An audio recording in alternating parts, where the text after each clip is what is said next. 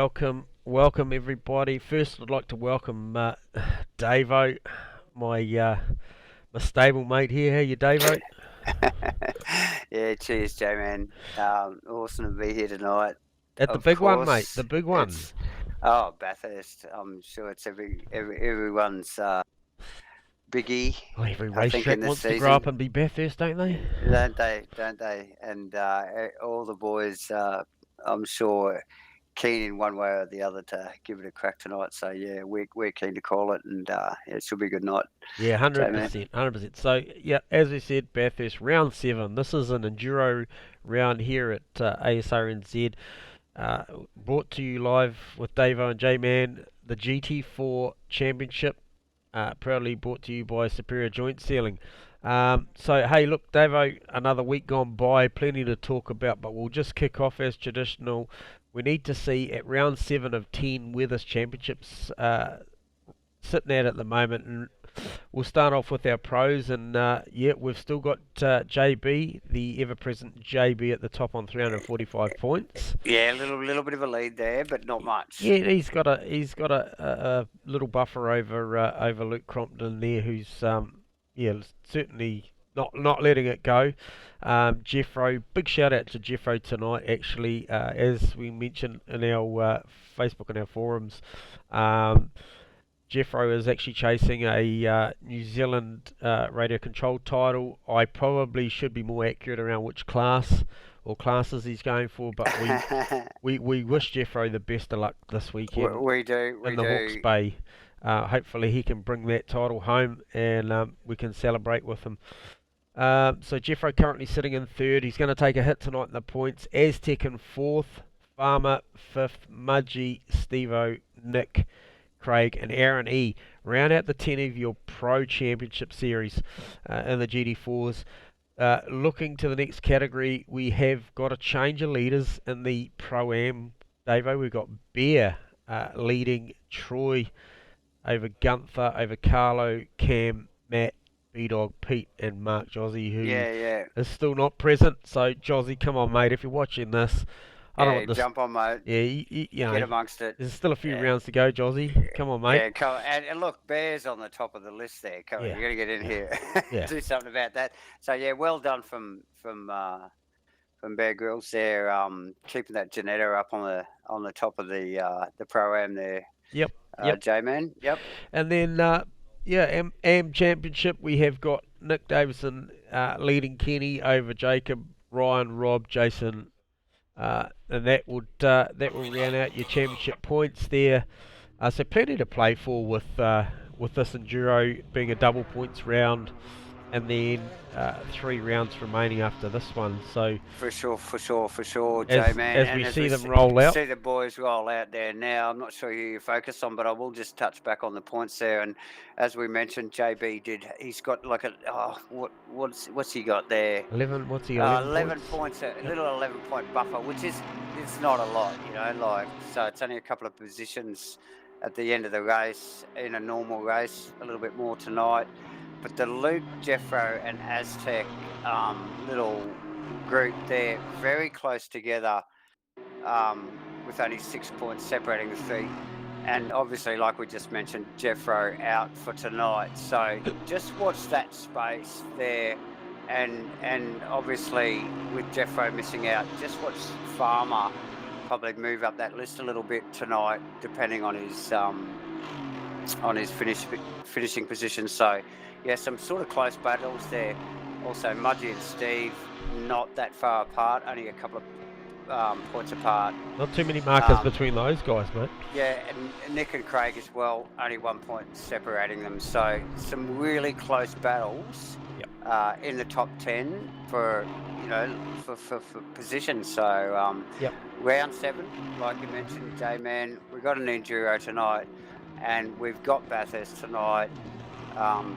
We're so looking forward to this. Double points, Davo. What? Double points. What's the call? I mean, I come in and had a bit of a look on Tuesday at these boys' official practice. The cameras are rolling on Craig Stoneley in the 05. How's that for a number at the mountain? 05 in a Mercedes at the mountain. and this guy, Yeah, well, you know, we've spoken a bit about Craig throughout this series.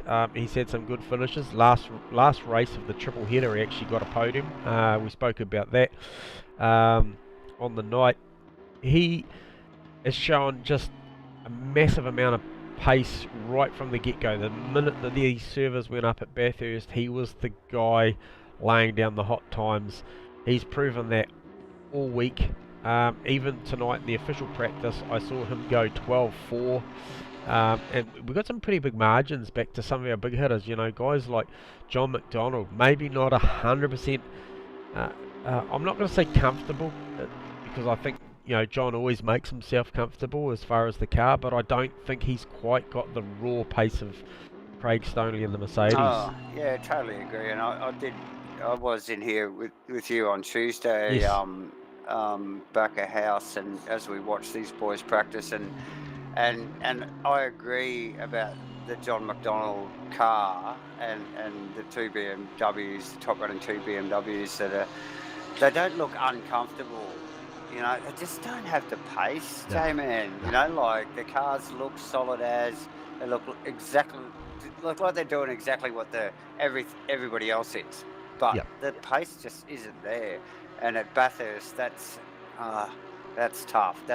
You'll pay for that. So Look, you know, we're already, you know, sort of three and a half minutes into this quali session, you know, and at a plus 2 minute lap, you know, you don't want to get a cut here. It's a long way around to start a lap definitely again. not. Yes. We're watching Craig coming through. I believe Tidy lap so far. Yeah, he is just ahead of Josh. Interesting that Josh had decided to follow Craig out, and I can tell you the distance that Craig has put on Josh this lap. They came out very close together. They were It's probably massive. about 4 or 5 car lengths together. Yep. You know, between each other when they actually rolled out of the pits 2 laps ago. As Craig, I think this is his flying lap. This as is he his just flying comes lap. down to the final corner here, and showing on the list on my Beautiful data lap. here, he's well up, very tidy lap. Now 11's 12.3. are definitely in order, but what a fantastic opening lap there with the 12.3 Versus so, Josh's 14.3. yeah, there you go. I mean, so there's I'd not be many looking days back you can down be 2 seconds a lap faster than Josh Vediger. Yeah, well, who's next on the Aztec. list there? So we got the McKellar. Yep. John McDonald, McKellar, Aztec. There's a few boys there that. Who's coming across next? Jake McKellar has just gone P2 on a 13.3. That's a really handy lap.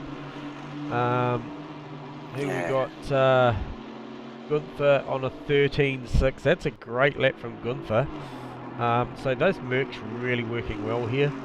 The Mercs do look like they're working well here tonight. Just saw, oh yeah, that's JB across the line with a 2:14.1. So well off the pace of Stanley at the moment. Luke Compton slipped in behind Stanley actually with 13.1. So how do you rate the grid positions tonight at Bathurst, at an Enduro, Davo? Like, how important is it to be starting off the front row here? Would you know if you were in that position, would you be overly concerned about it, given that weather could be a factor here tonight, and we've seen guys podium or win this race from a lot further back than the front row. Oh, absolutely, but I think the top 10 and probably just the top 5 out of the top 10. I think it will count. Oh, no, it won't count so much. Like I think it's actually, as you get down into the mid-pack, I think your position on track will make more of a difference. Yeah. I think the boys at the top will play a little bit more of a strategic game. The guys right up the pointy end. Yep, just got the camera rolling on Luke Crompton there, Davo. Carry on. Yeah, so, like the boys, I think, that they're qualifying positions, they'll take it as it is, you know, and then work their strategy around that position on track. I think from 5 down, maybe not so much down to 10, but the rest of the field, those boys will definitely, you know, position will count. They'll be pushing hard in qualifying. Yeah. They won't want to try and make passes around Bathurst. I hope Crompo doesn't get boxed here because he's on a good lap. Well, he looks like he's boxed already there. Yep. Is that the Enright car, is it? No, Nick Davison. Who's that? Davison, okay. And he goes a 12.213, plays a 12.207, so perilously close. Okay. So but he is on the front row. Well, he's pulled that way back because he was a 13.1 before. Yeah. I think the previous, his first flyer, so... Yeah, but Stonley's coming again, and he's another couple of tenths up. He's already a couple of tenths up. How far back is he actually? He's still up the top there. He's just coming over Skyline. Who else is up? Gunther's up. Gunther's up. Still probably not at this stage. We'll put him in the 12s, but Nick McIndoe's just come in, put a set of rubber, or maybe tune that thing up.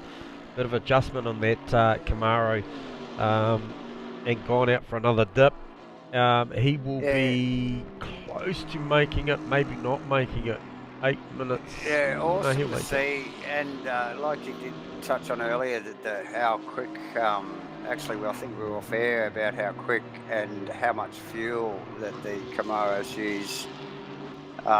Yeah, so fuel cap tonight, Davo. So if these guys come in, whether they take 1 litre or 100 litres, it will remain at 25 seconds. That is a capped fuel rate tonight in these cars. And also adding to that, you were saying that there's still a little bit of an unknown about, you know, the tyre wear between the brands here tonight as well. So some may choose to actually do a tyre change, which we, again, like fuel, we don't see in our normal compulsory pit stop racing. And that is capped as well, I think you were saying, J-Man? Yeah, well, at the end of the day, there's 30 seconds for tyres, 25 for fuel. So, you know, if you're in there getting fuel, do you bolt a set of tyres on and go that extra 5 seconds? That, you know, because effectively the tyres cover off the fuel. Plus 5 seconds. Yeah, plus 5. So, you know, look, I don't know. I rung around a little bit today. I spoke to a couple of drivers. I spoke to John. I spoke to Steve-O. Actually, where is Steve-O? Because I just want to open the camera on that car. So Stanley's last lap was a 12.069. Wow. And he's still circulating. Yeah, so he's humming. Crompo's last one was a 12.6. Yeah, so you know, I don't know. The boys aren't giving too much away in respect of strategy and how they're going to play this one. Obviously, championship ramping up, and yeah, I don't know if these guys have got spotters or somebody listening to the Twitch stream live, and maybe feeding information back. But yeah, I don't know. Look, no one told me whether the tyre can do 90. I suspect it can. We know it can do 60. Can it do another half an hour? It's going to be pretty hard on that front right tyre across the top. Yeah, hey, and just while I remember, Davo, a shout out to the Soper fan group that is continuously commenting on Twitch. Yes. We love it, guys. You keep that stuff up. You know. Yes, I think we were going to give Soper a few extra points in his championship just because he had such a good fan base. Well, he's got a fan base. Yeah, I didn't see anyone else plugging their driver out there. So, yeah, hey, go the Soper Club. Well done to the Soper Club there, ex-guys. Yeah, so in respect to the tyre, not sure. A little bit of a thing moment here on this Castrol. Checks in the mail, Aston Martin, as Steve-O runs this livery, and always been a pretty special livery for Steve-O, and interesting to see Rick Kelly out of the main game series. Talked with Steve-O earlier tonight, and yeah, he was gonna see if he could do it justice. Craig Stonley's given it away. We are winding the clock down last, what are we talking, Sabo? We are coming down to the last 14 seconds. Yeah, not long to go now. John's up enough to move him up all The positions tracks. if he maintains it. Oh, let's see how that goes. The track has been good for qualifying. We've got a He will nice go cool second row day. with this lap. He does go second row. Excellent. The And danger good to man. see. Actually, I'm surprised to see John that high up in the BMW too. So well done to Jake, of course, in the Camaro. That thing has been quick the last couple of weeks. Yep, where did Nick And McIndoe end up? yeah, Nick P11. back down in 11th, and I think out of qualifying, and we finished there yet. Just about. Gunther's up. Jake McKellar's up as well. Also, this would see Jake McKellar swap sides on the second row with John should he complete this lap. Yeah, I'm just watching Steve-O Melling come around for the, and he made a meal of the braking chase. area at the chase. So I think he's just taking this opportunity to do a quick pit entry practice. It looked a little scary as well. So Just a shout out to the camera guys tonight for we're going to pre-thing them at the moment. They're doing a great job with the helicams across the top of the mountain. So we'll bring you as many helicam shots across the top as we can. Helicopter's got some sort of flying restrictions down the bottom here pit lane, so we will try and revert back to trackside cams as we come down with Jake McKellar at the bottom of Conrod Straight, lining up the first part of the chase, coming through there. Heavy under brakes, just lost a little bit of that margin. He gains it back, he's a 10th up, a little bit of a wiggle. He's right on the edge there. He's pushing hard. He's close to, and look, the boys. See, Well, watch this. Just watch this. Right? The time between him and John is very close. Yeah. Oh. Nothing in it. No.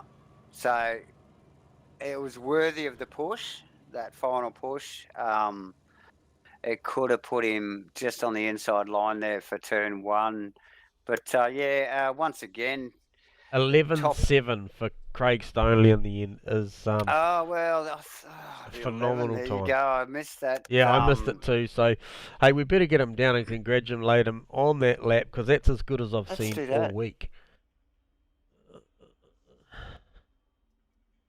And welcome to the booth to our pole sitter for Mount Panorama Bathurst in the GT4 series is Craig Stoneley. You there, Craig? G'day, how are you? That's a mega lap, mate. Cheers, buddy. 11.7 would be the fastest I've seen all week, would that be correct? Yep, that's about all I've got, I think. Yep, I thought I saw you with an 11.9 early in the piece, but 11.7, that's, man, you smashed them. Cheers, man. It feels like a rocket ship, so I just let it go. Nice, hold on. Nice, mate. Oh, well, hey, look, congratulations. So this is becoming a habit. This is obviously the second time in as many weeks that we've had you up in the box here. Obviously, you had a podium off the back end of that last round in the final race. So, wish you all the best of luck tonight, Craig, and hopefully you can flag to flag this one, mate. So all the best out there. Yeah, man, it's going to be tough work, but yeah, give it a good go, eh? Awesome, pal. Hopefully we get to talk to you at the end of the day. Cheers, man. Cheers. Awesome. Well, there you go, Davo. That was our pole sitter. Yeah, excellent work from Craig. Butterflies will be pumping, I'd say. Oh, without a doubt. But definitely going from strength to strength at the moment. Stoneley in the Mercedes in this GT4 series.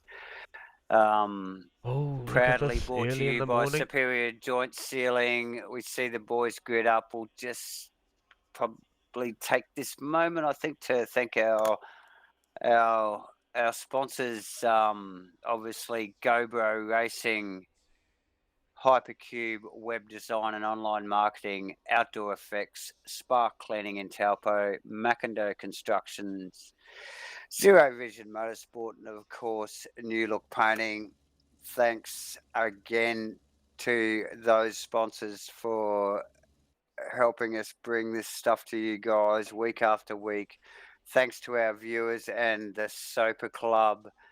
that watch us on Twitch. We are at Bathurst tonight. This is round 7. It's an Enduro. J-Man. Oh, mate, I tell you, look at the lights. Look at the lighting at the moment. It is very early in the morning. Yep. The track is coolish. Ambience cool. There will be nerves. This place takes 0 prisoners. None at all. You want to get this stuff right. Lap in, lap out. This will be a good race to watch. People, stay tuned. Yep. Yep, definitely. So we're going to embark on a reasonably long outlap as the boys, with 20 seconds to go, will be just making sure they've got their fuel right, their tyre pressures right as they drop to good. I see Gunther late to the drop there, was only about 13 seconds to go. I saw that. I saw the few boys up and down there. So lights are on. The boys are getting ready. 5 seconds, 4 seconds, 3, 2, 1, and they will Stoneley will lead them away. Yeah, there he goes. So as Craig Stoneley leads them away. No urgency here. This will be full concentration. These boys will be concentrating. There's the compulsory pit stopping. Although there is no compulsory pit stop, I don't think they're going to have to stop for either tyres or fuel. They'll be thinking about that, J-Man, as they weave and warm their tyres. They'll be, they're thinking about their track's position, what's going to happen, and which way do they go to combat, whatever the race throws at them. We see Bathurst in the background as the boys climb the mountain, weaving the tyres very early in the morning. And don't forget as well, who out there. I just see John not weaving at all. I'd like to just quickly go on board with JB and see what his throttle percentages are like. What's he driving like? He's in 4th gear. So already I'm saying that car is fuel saving. That guy's fuel saving already. He is looking to play the long game here. I thought I was going to go on board with Josh Davo because I thought a compulsory fuel stop. So what there's not. sense does that make? No, there's not a compulsory. All I said was they have got 25 seconds whether they take a litre or not. What I'm saying is if they think they can make it, he could wind that ECU up, mate, or down. Okay. And have a go. And so, people, what we're talking about here is that some of their cars use more fuel than others, and there was the potential that some cars were going to go to within 1 or 2 laps of the race before fueling. So all they'd have to do is put 2 laps worth of fuel in. Other cars were going to have to put, for argument's sake, 10 laps worth of fuel in. So there was an advantage. And so they've capped any fuel consumption or any fuel load that goes into the car at 20 seconds. You can see why. It's still not compulsory. These boys can conserve enough fuel. They can run all the way through. The tyre will be the only question, yes, gentlemen, then, and whether it can handle it. Yeah, well, you're right. That is the question. That is the question now. So just a quick history lesson, people. Bathurst first used in April of 1938. 38, mate. 1938 for the Australian Tourist Trophy. And that was a bike race, yeah. Imagine how mad would that be? Absolutely, and the bikes lasted there for years. It was actually got a bit scary into the 70s and I think early 80s before they shut the whole bike thing down because the boys used to play up a little bit. They also raced cars on that date in 1938 or the day after or whatever in something called the Australian Grand Prix. Yeah, wow, that's epic. So obviously since then, I think about the 70s, it's been called the Bathurst 1000 or the Hardy Ferodo 1000, or I think it was the Armstrong 500 back a little bit earlier than that. Yep. But still always for production cars for many, many years. As the boys come down. They come through the chase, slowly leading the way. We're going to bring up some data here. We're going to get on this helicam. We'll jump and on a just helicam. So you boys can see what's going on. We'll drop back maybe. We got cars going. We got cars that clearly outbraked themselves down a at little the bit chase. up the back there. So we'll just focus on this second row here. That should give us an overview of the first 3 rows. Yeah. And the boys just getting it together here. They'll all want to get a tight. good jump here. It's looking pretty good. A little bit of a mucking flag around as they come out of the trace. And here we go. Bathurst. Superior Joint Sealing GT4 Challenge from We're looking for a Asrnz. flag. Looking for a flag. We have a green light. Stoneley. Good start. Stoneley was well in front. Nicely controlled the pack. Okay, who we got? What's we got happening down here?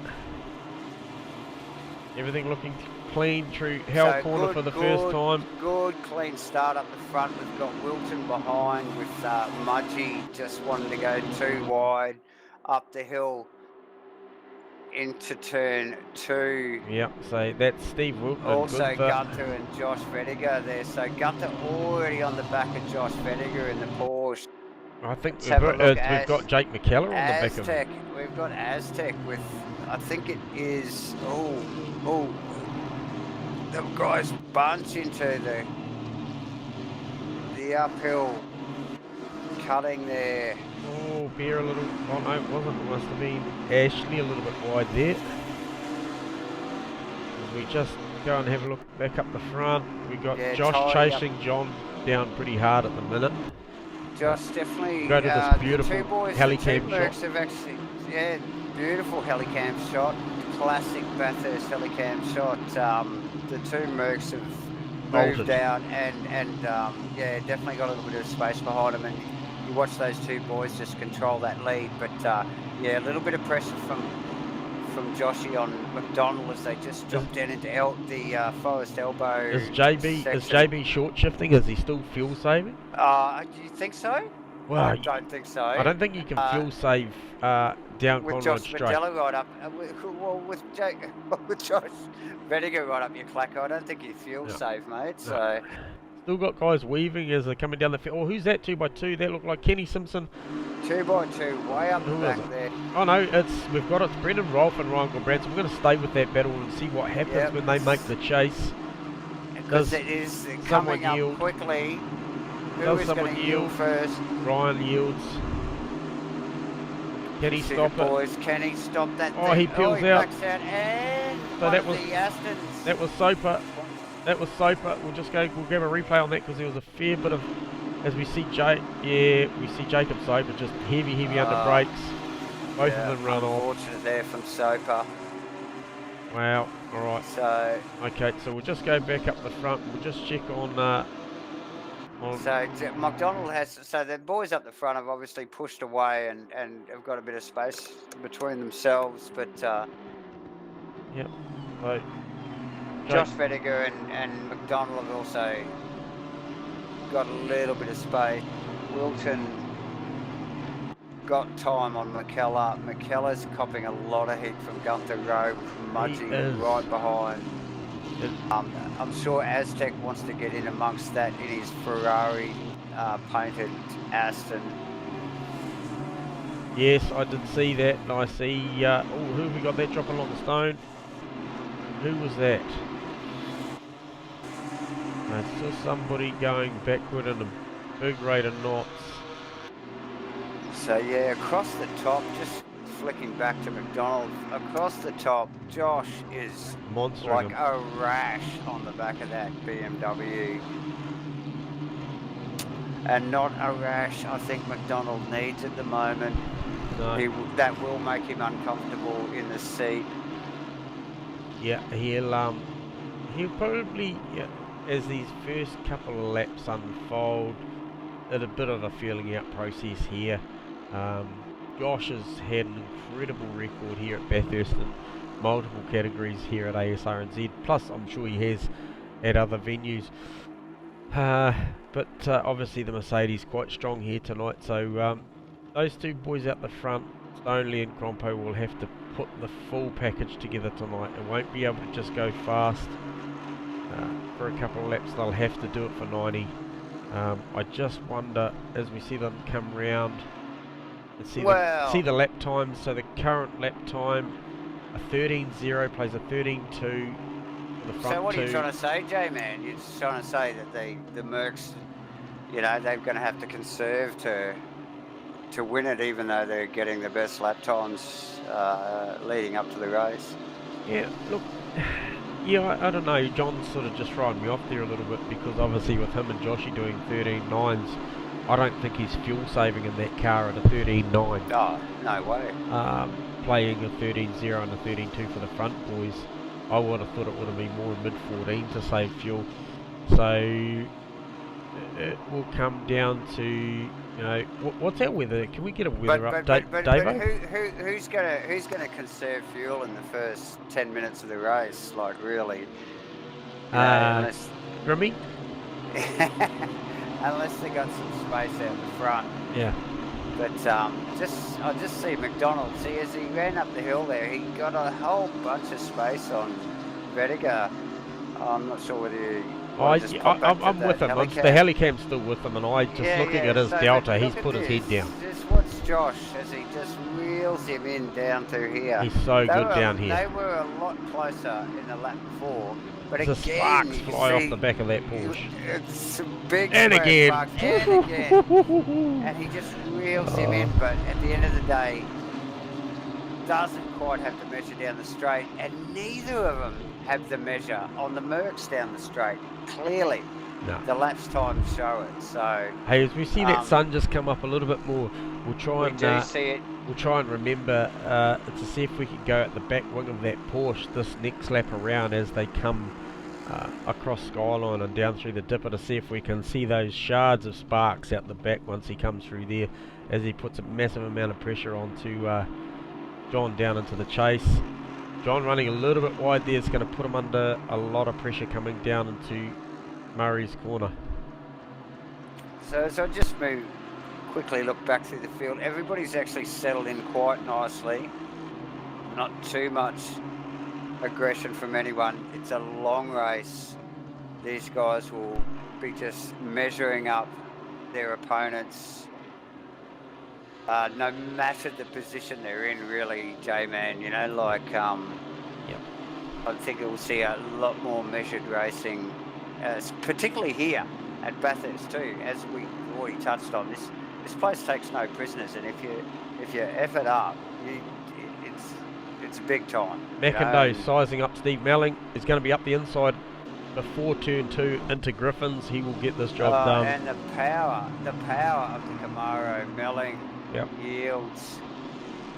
It's a beautiful piece of driving. I was just about to comment on Stephen doing a nice job in P11, but just early in the piece, Nick McIndoe just putting him back as we jump on with Joshy. I want to go out the back of this thing as they come across the top. I know you guys probably want me to look forward to John McDonald, so we'll do that just quickly.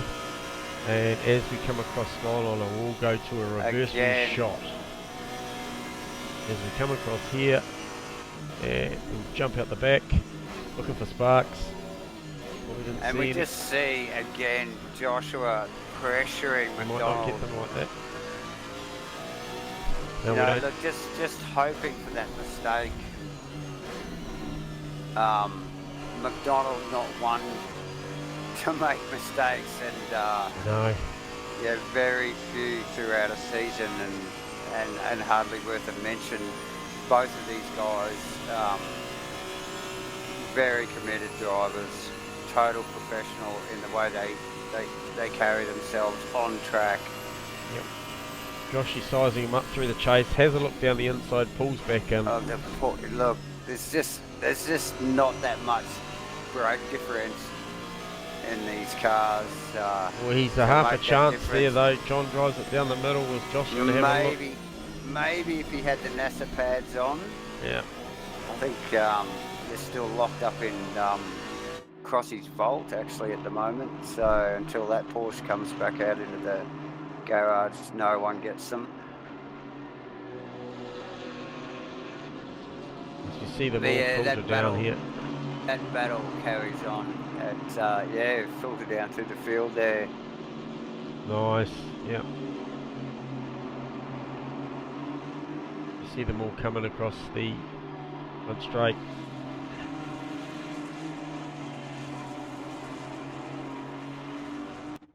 Oh, we have got, oh, we've got Ryan Gulbranson.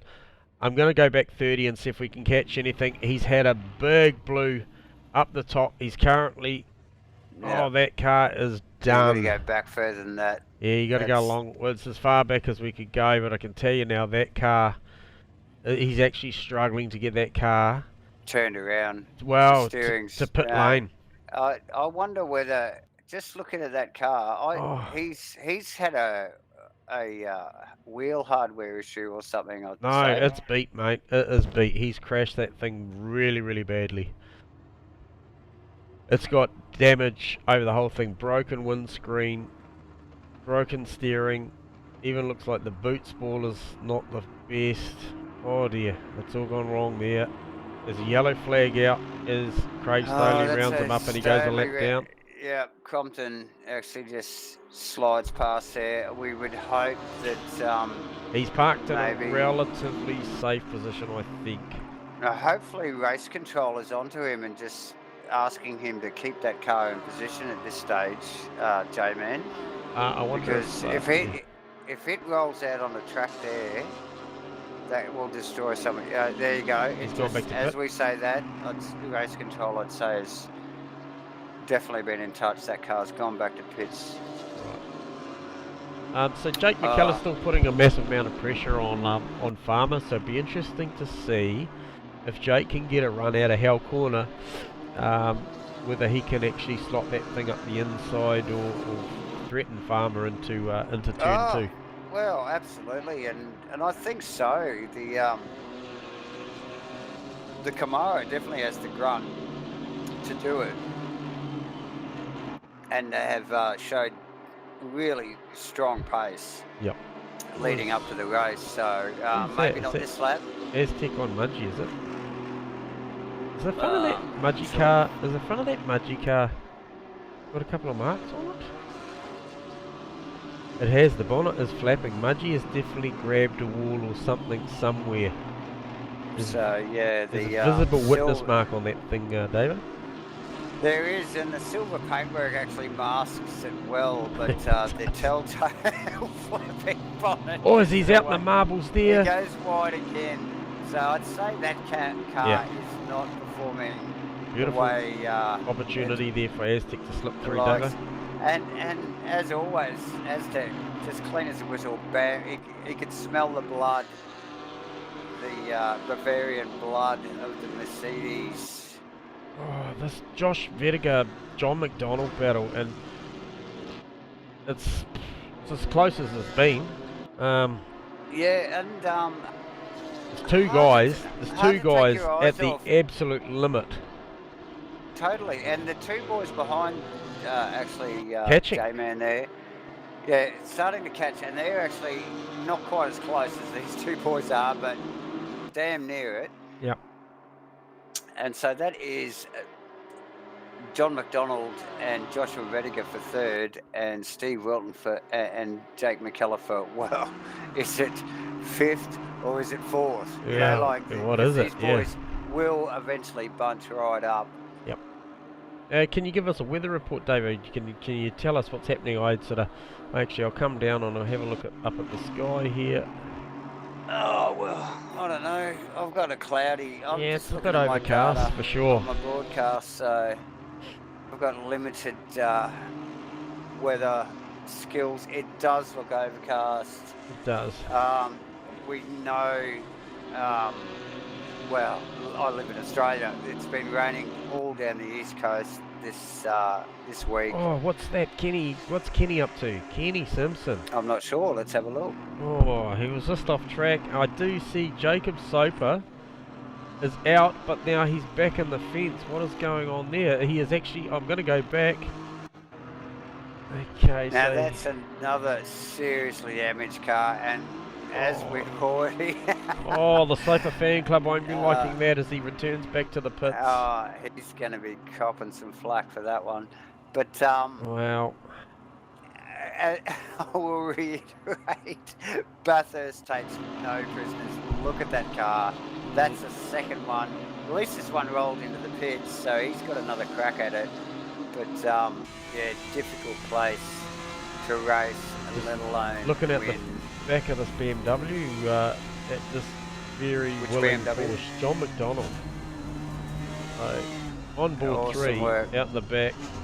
Joshua Yeah, as all they over the back. actually, I think they're ranging up on Kenny Simpson actually, those two boys. So Just a yeah, slap watch too, that mate. They've space. dropped. They've actually dropped. I don't know why they've dropped those other boys. The last lap for John was a 15.0, and Steve Wilton's was a 13.8.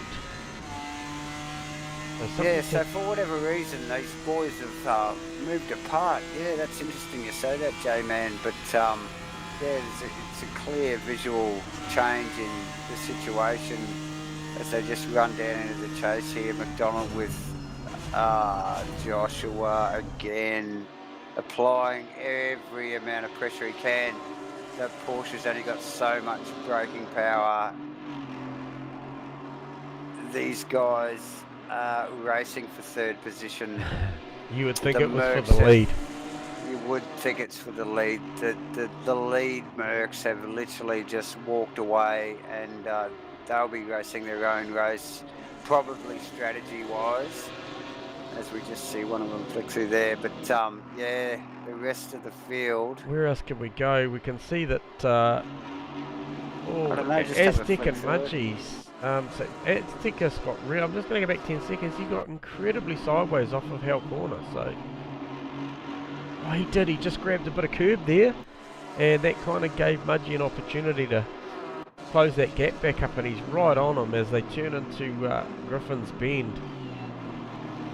He's not threatening for pass, but he's certainly still there.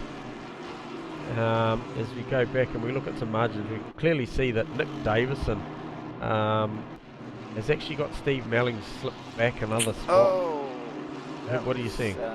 Mudgy in the beaten Merc actually just clipped the wall again. We'll just go back. Oh, he did. Oh, He's he's struggling just at the clipped cutting. again. Right. So that car needs to come into the pits, else he will destroy that thing up on the top of the hill here. Yeah. He needs to get that control of the front end of that car back, as it won't last long. We are only, how far into the race? It's still got an hour and 15 minutes nearly to go, so it's a long time. Oh dear. As we see Nick Davison starting to settle into his work here, Davo, and he's gotten Steve. Whether Steve-O made a mistake there, I'm not sure, but certainly I suspect probably did, because Steve-O's lap, 16.5 plays a 15.5, so good second ahead that one. So clearly at some point Nick having an opportunity there. Kind of thought Okay. Ashley might have made his way forward a bit, but he hasn't. Yeah, and so in what you just said there, Ashley hasn't moved forward as much as what you thought, and we see Melling drop back another position. What does that tell you in an Enduro at Bathurst? Stephen's saving fuel. And Ashley saving fuel. Yeah, 100%. Maybe a couple of boys in their Astons that probably realise the car isn't quick enough on race pace. Yeah. Maybe they think they can jot some positions on the board through strategy, and if they can, well, props to them. So And you know they're going to do it, and it's like, and Melling, clearly he's a numbers man from way back, very good with his strategy. Ash, been around for years, mate. He knows what he's doing. yeah, well, I'm actually going to have a quick word guarantee to Ash in the 17 car, because he's currently under no pressure, front or behind, and I just want to get his take on where he's at as far as this early first part of this race. So I don't want to upset your rhythm there, Ash, so keep focused and talk to us where you can. But hey, welcome to the booth, mate. Cheers. Good to see that famous 17 number going around Mount Panorama. Just thought we'd take the opportunity as we just sort of settling into our work and a lot of you boys settling into yours early in the piece for this Enduro. Couldn't help but maybe speculate that the Castro Aston and potentially your one, obviously not having the raw pace at this track that maybe the Mercedes has got. Is there a little fuel saving going on, mate? Nope, driving as fast as I can. Okay. So clearly not a fuel strategy play going on for the Astons tonight.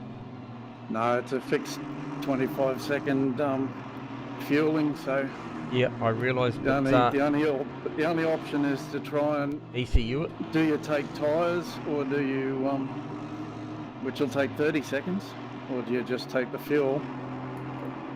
Was there potential for anybody to wind the ECU back and make some time, make some laps? I'm not even sure you can in these, can you? I don't know, to be honest. I believe you can. I'm sure there's a map change, isn't there, for wet conditions, or no? Possibly. Yeah, I'm not sure. Anyway, we're just sort of we're digging, mate. Obviously, we're digging, and you know, it's a long race, and geez, your heavy under brakes down there. Well done pulling it up. I feel a little wiggle actually. Yeah, we're just trying to work out where everybody's at. There's obviously been some carnage up the back. Some pretty beaten up cars already in this field. Yours is looking nice and tidy. Had one narrow escape coming out of down through the S's, but managed to miss the wall. Yep, as you're just coming up on a yellow flag. I don't know what that's for. We can't quite see. It's Ryan off the turn one. Okay, that was one of the cars we were alluding to earlier that had some mischief up the top of the mountain. So hey, look, we'll let you get back into it. We might we'll just watch with interest and see how you go here, mate. So all the best, and hopefully hopefully it plays out your way. You're hoping for a bit of precipitation, or no? I hope it pisses down, to be honest with you. It's our only chance. Oh, nice. Well, fingers crossed for a bit of weather, eh? Cheers, boys. All right, Ash. See you, mate. See you, mate. So, no fuel saving well going done on. from Ash. Yeah. There you go. Thanks for the chit chat, Ash. Appreciate it. What have we got going on? That margin's still just hovering up the front. Craig Stoneley to Luke Crompton. Around about that 3.5 to 4 second mark. Yep. Nearly 10 seconds down the road to this. McDonald's, Josh Rediger still. The Wilton McKellar thing hasn't stopped either, and we still have friggin' it's Mudgy just beating the crap out of that Mercedes. Oh dear, I haven't seen lap that. after lap. Now, oh shit, I what's think going on here? Enright's got past him. That's McKellar and Farmer just rounded up Kenny. Oh man. Yeah, Kenny is the back marker there, so. Does Josh have a go at some point, or do you think he's just going to keep that pressure on? Oh, well, the Porsche doesn't have anything more than what I think we've been seeing. To me, anyway, I don't think it's got any more to give. Right. And unless McDonald makes a mistake, then the Porsche will stay behind it. That's what I'm looking at on my screen. It's got nothing more under brakes than the BMW. It's a little bit like handy across the top of the mountain. Yep. But like so leading up to there and now up the hill here, the Beamer's got him. Yep. And as soon as they get around this corner here, up the top here, or going up through the cutting. Yeah, even from here onwards, even though it climbs, see the Porsche just it's handy out of the corners. Yep. Bites really well, and he just gets all over the back of it again. But you can't pass up here. Yeah, well, you're doing pretty well. I mean, where do you pass? Yeah, I remember seeing a handy little move from a little EK Civic here years ago. Unless McDonald makes a mistake, and then the boys run back down the hill, and then the Beamer just has enough edge in a straight line to keep that Porsche behind it. But yeah, the level these guys are driving, it's incredible. You know, we're talking about a brake lock or a rub of the wall, and then that car's through, or potentially they're blocking the track or something. You know, they're just man. Man. Well, we're 10 laps in. Yep. And and these guys have been doing this for 10 laps. Yep. They haven't been inseparable, so fine effort. So There you go. Matt Cook, good to see Matty Cook back in the frame of things. He's been hamstrung by life, aka work, getting in the way of the sim racing, which is never cool, but great to see Matty back. And he's got a mirror full of yeah, really cool looking car, and he's got a mirror full of B-Dog. B-Dog, yeah. Obviously B-Dog looking quite handy across the top on that Porsche as well. So the Porsche obviously really doing a great job across the top of the mountain. As he just runs wide, does he grab the wall? Yes, he does. Oh, just ever so slightly. A little bit of it, yeah. So that's those boys there. Looking down, we got.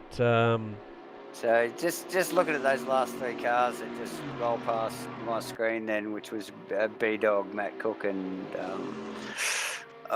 Troy Wilson. Who was Ryan Branson. Yeah, he's a lap down. They're all damaged. Jacob's car's still beat, so some of these boys struggling across the top. So yeah. Hopefully Jacob's getting plenty of support from the Sober Club online, which we will check in with shortly and see if the boys are on there tonight commenting. Let me see if I'll go and have a look. Yeah, go and have a look. Like, how does Cromley's car look? We'll just have a look there. You might grab old Compo, might just have a quick word. I want to take a quick break. Yeah, no problem. I've just grabbed Luke Crompton down in the box as he just comes down through the dipper, slides that Mercedes down in there beautifully. We'll give him a couple of seconds to sort himself out and get himself on Conrod straight, maybe have a little bit of a word to us. Hey boys. Nice. G'day Luke, he just comes out of Forest Elbow onto the famous Conrod straight. Mate, how's it all going out there for you? You can still got the crosshairs on that Stonely car up the road? Oh, I'm just racing my own race at the minute, mate. To be honest, I don't feel too flash, so I've got a quick car, we'll just go around. Yep. And try and finish the race. Oh, well, that's not good to hear you, but under the weather, mate. You're doing a beautiful job. Times are good. Times are certainly the best of the rest. Obviously, Craig's pressing on. He's got some pace in that thing, and he's having a red hot go. What's the weather like looking out the windscreen of that car at the moment? Look okay? Yeah, it looks alright. Doesn't look too dark out there. Yep. Race pace is about the same as Stonely, but I'm just making mistakes. Yeah. And he's driving pretty mistake-free. Yeah. No, definitely. So I've had probably 3 laps where I've dropped a second each lap. So. Okay. Otherwise, you'd be there or thereabouts. Yeah, I was around about a second and a half, and just a few laps, so just sort of dropped the ball a bit, just lack of concentration. But yep. Well done on him to just keep smashing the laps out.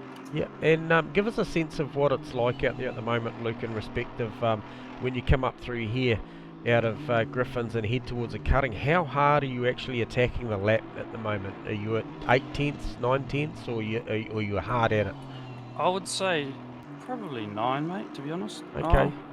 Just fast, but not ridiculous, you know. So you're conscious of keeping the car in a good state at the moment, as we watch you run up pretty close to the wall.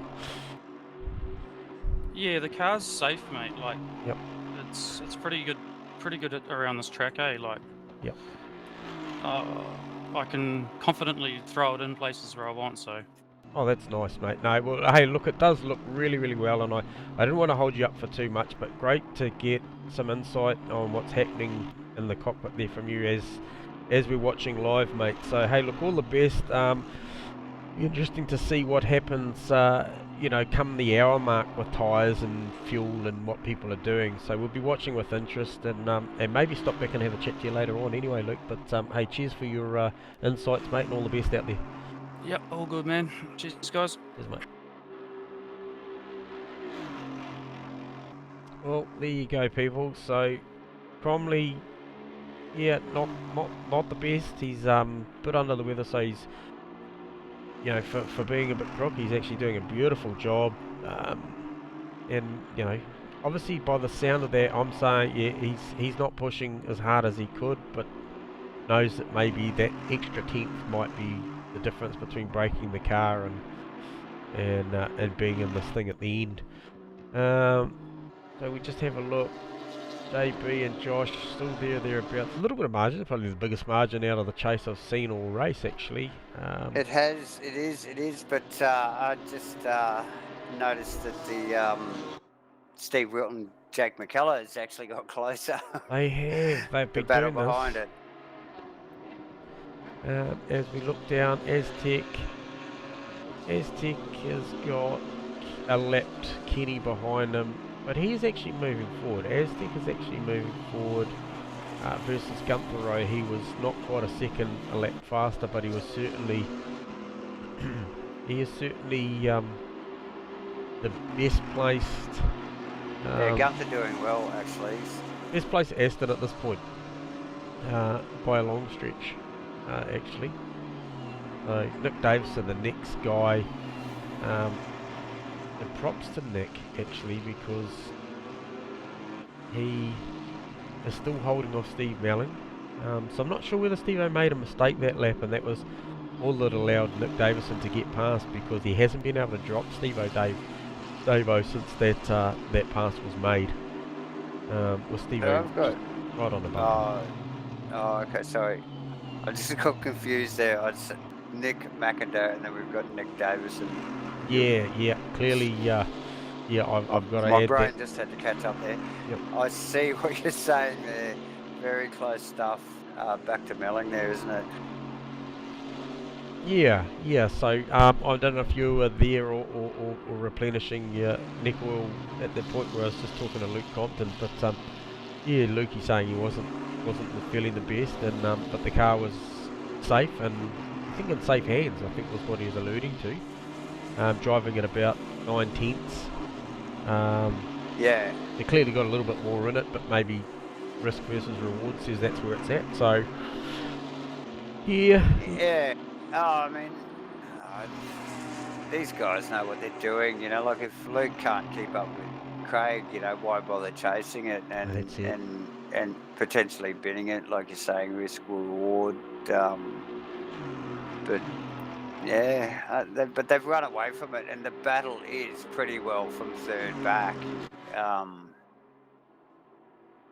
Because they're just sailing out in front and managing their pace and their own race individually. Yeah, look, since last speaking to Ashley in the commentary box, I think that Aston is wearing a little bit more war paint on the front. Oh, no, it's definitely down the right. I think he's had a rub up towards the grate or somewhere up the top. I'm going to call it and say that it was anywhere between the cutting and skyline. And that has allowed Bear Grylls to range up. Now, what does Bear Grylls' car look like at the moment? Pristine. It's tidy.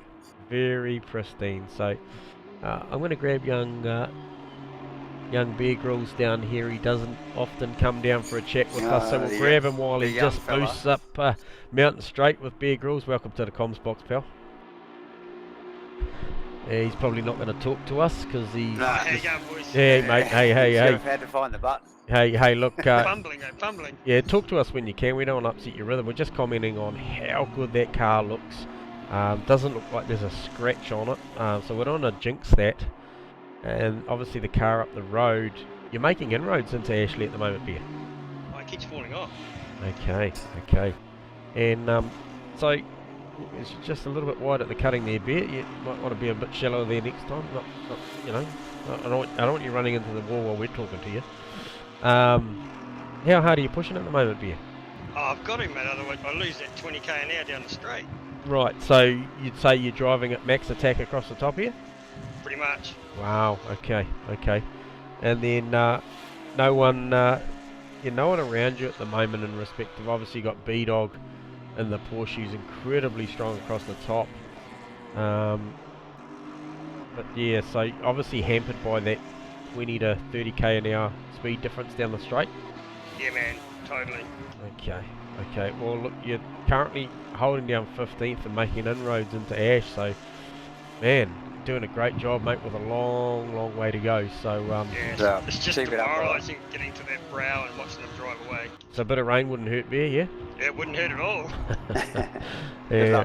Let's see if you can do a little dance in the cockpit there, mate, and see if you can make it happen. But hey, look, all the best, Bear. Cheers, man. Cheers. And did we drop Luke back into the wrong channel? Did you drop Luke back into the wrong channel? Yeah, I'll just check. Copy, Luke. Did I put you back in the wrong channel, mate? I think I did. I'm not sure, mate. All right, mate. I'll jam you down. I won't upset you, mate. But All good. onward and upward. Yeah. Yeah, I did, mate. You did. I put him in the wrong place. Sorry, Lukey, mate. Yeah.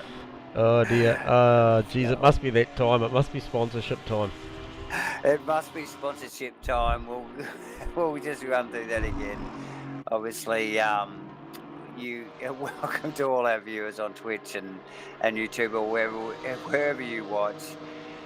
You're joining us here tonight at Bathurst, round 7 of the Asrnz GT4 Challenge Series, brought to you by Superior Joint Sealing and also GoBro Racing, Hypercube, web design and online marketing, online outdoor effects, spark cleaning and Taupo, what a mouthful, and Macado Construction, Zero Vision Motorsport, and New Look Painting. Thanks everybody for watching. Has Josh got this done? Has Josh got this done? He's all over him. He's got it. Has he got it? John's not going to let it go. They're going to go too wide down into the chase. It shows in front in the data. It is. Oh, and the braking, like I said. Oh, he gets it done. We were The there. Porsche We were has there for that. nothing. That took. Nothing more. He had to actually get past him down the straight to make that happen.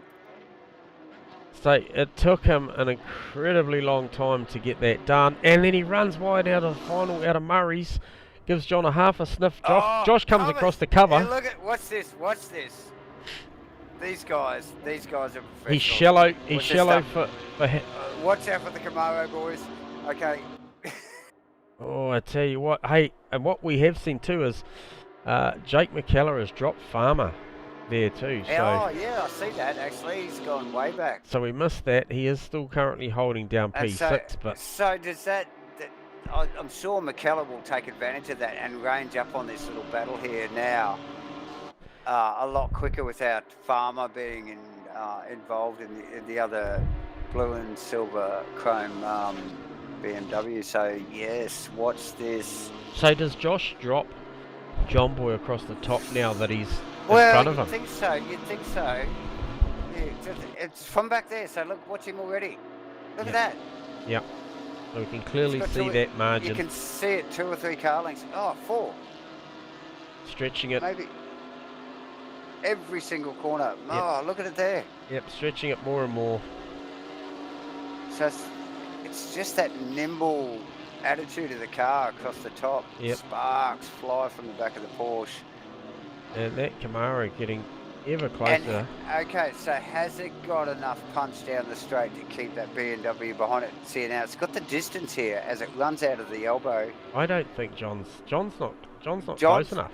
He's not close enough to pick up the slip, so that Porsche could pull away. Josh has currently got 1.1 hang on, 0.8, sorry, apologies. 1.1, sorry. He's got 1.1 seconds. It's down to 1, so John makes a 10th already. So he only made a 10th in the straight line. No, I don't think he's got any answers. I think that was all Josh needed. Josh just needed to get through, and then he had car pace. Shows you how close those 2 cars were. These boys have run 17 laps. Wow. And they've been nose to tail for 17 laps, and it's pretty well taken that long for Josh to find that space down beside that BMW. That's good going. Good going from both drivers, actually. Obviously, Josh to find that space, and John to know. And obviously, he knew Josh had the measure on him and would have been trying to just keep that door shut as long as possible and fight that the whole way. So, yeah, good battle. So, yeah, not making any more inroads to Ash. She's actually starting to become a little bit more vulnerable to B-Dog, but why is B-Dog showing 4 places down? Is he a lap down? And that thing is beaten on the front, that Porsche. So, Yeah, no, I he's think well it's- out of position. And we've yeah. got Matt Cook in the pits. There's a whole bunch of guys well out of position actually from probably. Is it Matt Cook? Matt Cook is in the pits, so I'm just going No, to see. it's Troy Wilson. From Troy Wilson down, 17th down. Just going to have it. Everything's.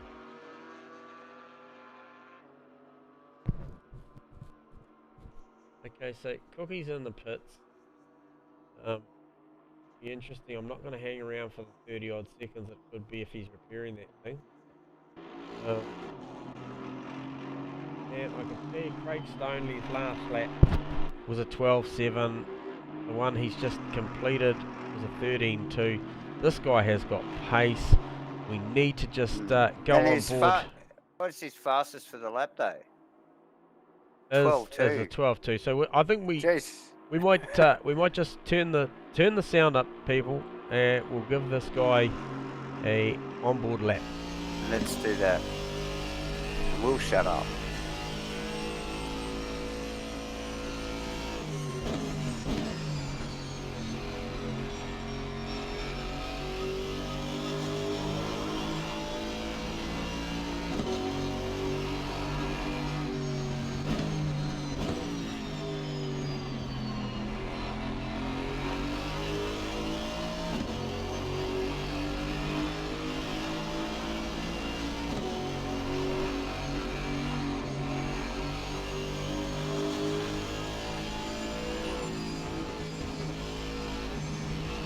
Oh.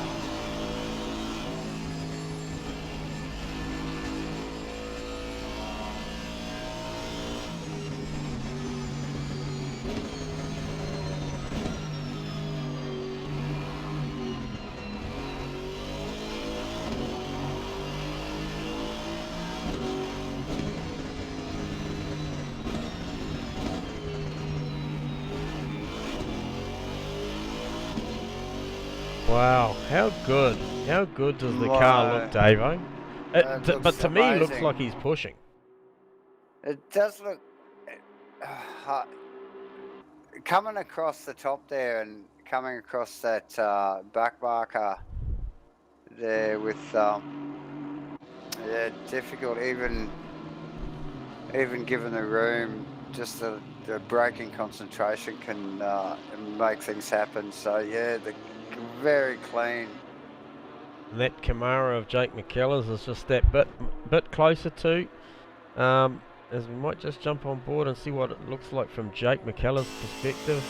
You can see Josh going over the rise, tucked in the draft at the minute, behind Joe McDonald, which gives him a terminal speed at the chase of 266k an hour.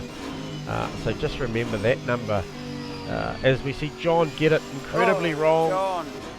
We'll go to it. And then McKellar's. We'll just grab a replay on that as he comes down. We'll watch John just get that a little crossed up there.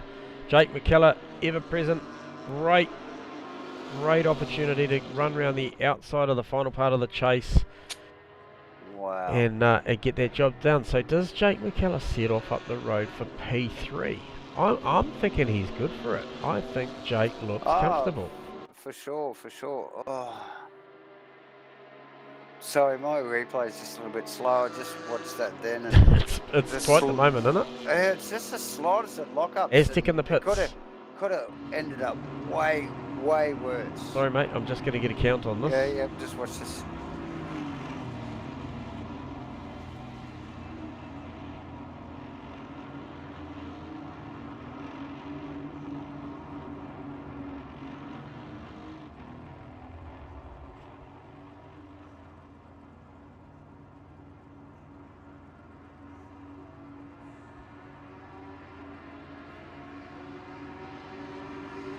McIndoe also in the pits. Steve Melling in the pits. Ashley Rediger in the pits. Yep. I'm saying tyres and fuel for Aztec, definitely. Definitely tyres and fuel. Yep, 30 seconds plus. Aztec already out. Yep. Next one to roll out is Nick McIndoe. I'd say to be Steve Melling next. Yes, it is. It is. Ashley Rediger would be next cab off the rank. Look at this. Like clockwork, Wilson comes in the Porsche as Rediger sits for a long time. Did he repair that damage? Can we get a closer He up may shot? have. No, he didn't repair the damage. He did not. So he may have had a tyre change. I think definitely Aztec did his. Is that Stoneley coming round to put him a lap down? It is. That's blue flags, mate. That is legitimate blue flags. Yep. As he lets him go, he does the right thing and lets Craig go. The Craig running long. So clearly that's relinquished. So we have seen. Where is he? Luke Crompton. So Luke Crompton has pitted. Yeah, he's in 10th. And he's just coming through the chase now, so... Stephen Melling gets a stop go. Oh, he's had something go incredibly wrong there. That's a shame. I don't want to go and talk to him at all. He's a good buddy of mine, but I know better to leave that one alone, Davo. As we see Gunther having to back up, that is going to cost him dearly. Gunther, yeah. Look, that car looks like it's done a 24-hour race already. Yeah. Nick Davison pulls up on the marks. Looks like he hit them pretty square too. As we see... Bear Grylls coming in as well. The Soper car coming in. Look at the Soper car coming in. It's got a front left lock the whole way in. Just left a... It wasn't even 11. It just left a big single licorice strap all the way. Yeah, yeah. Look at the front of that thing. It's a mess. Dear. Okay, so just trying to pick up on obviously Gunther, Luke Crompton coming around. Trying to work out, so... A bit of lag in my... Just going to shut this down. Okay, so that margin up the road, so Jake McKellar, Josh Vediger is 1.8 seconds. And I just want to go on board with John. I just want to see what that terminal speed is without any draft.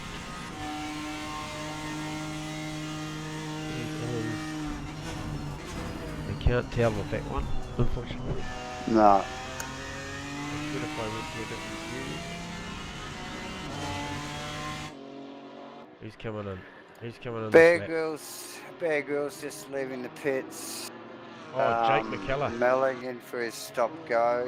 Is it stop go? 30 seconds for Melling. He's just leaving as we speak. Did he clear it? Has he cleared it? Not on my screen. McKellar coming out. Yes, he has. So McKellar coming in. Should I say McKellar coming in? Should I say? Hey, where is Luke Crompton? Okay, so he's coming down. He's coming around the final Stanley's corner. still not pitted, so... I'd say he's got... I reckon Stanley will run long, eh? He'll run as long as that car will go. I think he hasn't got a problem with his tyres at all. His car looks just tidy as... Okay, if Jake gets this right, so this is looking good for a potential undercut. For Jake McKellar. For Josh. McDonald. Nah, he's already got John. He already passed John on track. This will be for whether or not he can. No, it doesn't show that on my data. It was a good stop. Okay. Yep. So Jake McKellar's in and out, serviced, done. Yep. And I'm saying that Josh is the guy that he's looking at. He was 1.8 seconds behind when he made the stop. But Josh is pressing on. He's 0.3 up on his personal best right now. So yeah, I see that. This is the lap to stop on for Josh Vediger. This is the lap. Because this would cover off any sort of undercut. To be 0.3 ahead. What's it called, Davo? Does he come in? Oh, I don't know. I'm saying I'm this speechless. kid's smart. This kid's smart. I'm saying he's coming in. I think my data's freaking out, but I don't think it's actually my data. I think it's my brain exploding. He's But not. He it's is just it's intense to watch. The clouds are brewing in the background as well. Look, we could seriously get rain before we still have over 40 minutes. 40 minutes to run in this race. Yeah. We could still get rain. It could throw everything out of whack. Yeah. Yep. Um, So if it rains, that puts Craig Stonley, Josh Vettiger, John McDonald, Steve Wilton in the box seat. It really does, because they haven't stopped. If it rained right now, that could effectively hurt Luke Crompton, Jake McKellar, Aztec, Gunther. Yeah. All of the higher powered and faster that have cars stopped. will slow down. Oh, what did we see there? What was going on there? Is that Steve-O looking for a position on? No. He's well up the road. So Farmer hasn't stopped.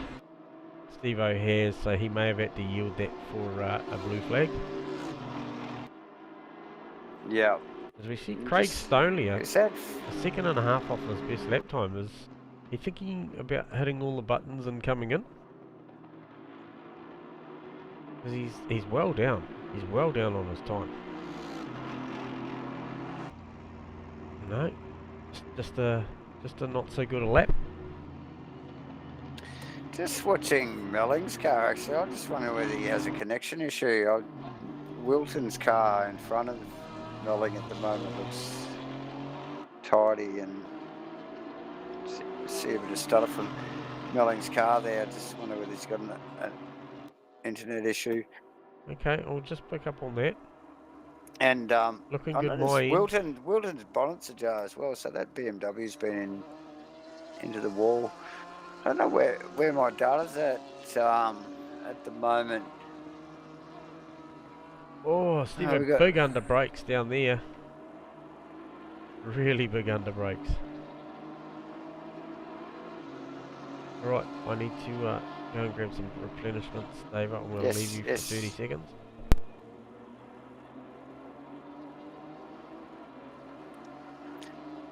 Yeah, so the boys just settling in here, I suppose, to the last, the second half of the race here, really, and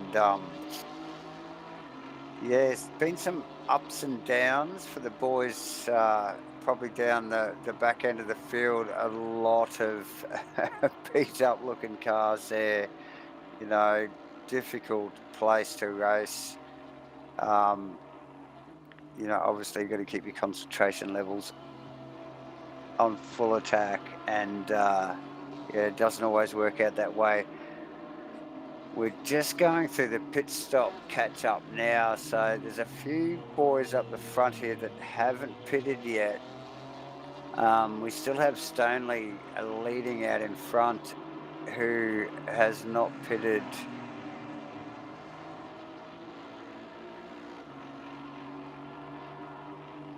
So we're just waiting to see whether Luke Crompton comes around once Stonley pits.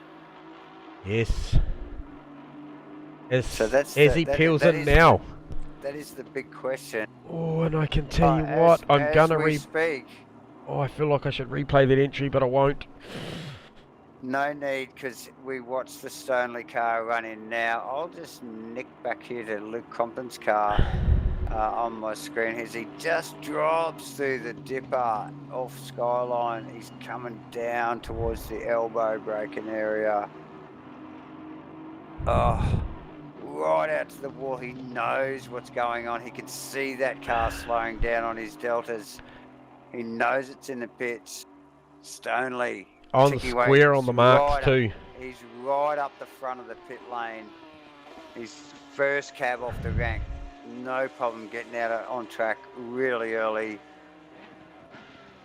Crompton dips down, heavy braking into the chase, sideways, out of the chase, down under the liquid molly bridge, down to the final corner. Craig's still in the pits. Just being Craig released just now. rolls out. Here we go. This will bunch these two boys up. Crompton across the line now. What is the margin? Stoneley just pulls out. Watch the screen as from Stoneley's car. We see Compo around the first turn. Very close, J-Man. Yeah, like closed up a lot compared to what it was. But still a big gap. Yeah, it's still a big margin, but yeah, definitely closed up a lot more as we see Steve Melling on the back of the Wilton Breakfast Crew racing car, just up in the distance there. Obviously, they are a lap down. Oh, hang on, apologies. Steve-O potentially could be Steve Wilton has stopped, but I think is going to end up being. Yeah, sorry, Farmer has not stopped. So Josh Vertiger, Yeah, I'd say John Farmer. McDonald and Steve Wilton have not stopped. Wilton hasn't stopped for sure. So does Josh come in this lap? Well, they're the last of the top runners to get it done. Nothing's changed in this weather. This weather has just No, remained look how the same. cloudy it is. It just looks awful out if you look across the sky. Yeah. It looks like it's going to Joshy pour in. down. Joshy in. Oh, here we go. So This is going to be this is the last of the big shuffles here. what does John do?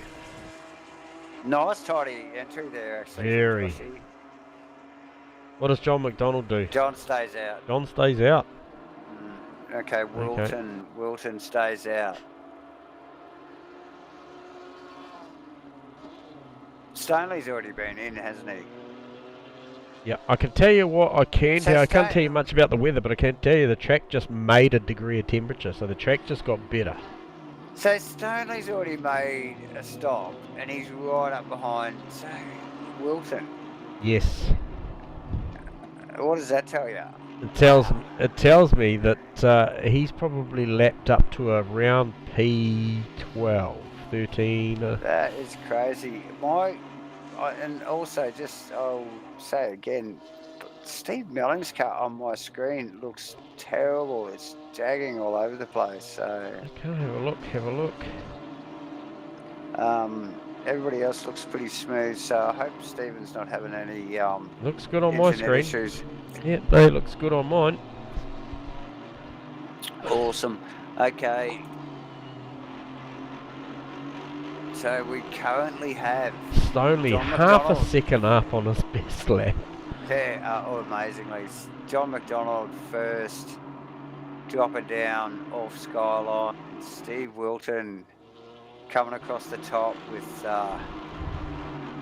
it shows Stonely. Stoneley right behind him. Luke Crompton actually not that far behind. Not really. These boys are pitted. These guys are quick. Josh Vediger's been in and out. He's running up the hill as we speak. Jake McKellar not far behind, running up the hill as well. Yep. Aztec just coming around through the cutting. Yep. Gunther Rowe in 8th, coming up the hill. Aaron, Nick McIndoe, Nick Davison just coming out of, I think, the first turn. Yeah, Oh, he's come heading out up of the Howell two. Corner, heading up Mountain Heading Straight. up the 2. And he's in 11th position. Yep. Ashley Vediger in 12th. Yep. Bear Grylls currently in 13th in the Janetta. Has it got any scratches on it yet? The Janetta? No. It's doing really well. I'm not sure that terminally it can go fast enough. No, to scratch it. Yeah. It doesn't hit stuff hard Yeah. enough to scratch it. Yeah. Okay. So Steve Melling back in 14th, he won't be happy about that. The Cookie Monster in in 15th. And look at this, I've just got to go back up to Craig Stoney quickly because he Let's is do about that. to lap Farmer. He won't get any blue flag assistance because Farmer effectively does not have to yield because he has not stopped. This is... Oh! Seriously! That was a touch, wasn't it? Yeah. So Farmer with the elbows out, not willing to yield, maybe playing a little bit of the team game as his teammate is currently in P1. Well, look, you know, the bonnet's up on Wilson's car. You know, that's just, you know, he should yield just because it's got that much damage. Yeah, it's got its mouth open, gasping for air. Yeah, so he knows it. We know it. Yeah. Okay, so Stanley's just like, oh yeah, no, move over, Wilson. Yeah, I'm coming through. Come on. Ryan was just like, no. Yeah, I'm the dinner crew, pal. Breakfast is done. So yeah, good little exchange there. Nice work. good work with Stanley. Because that's yeah, with Farmer with his elbows out is no mean feat to get past. So well done from Craig there. Yeah, too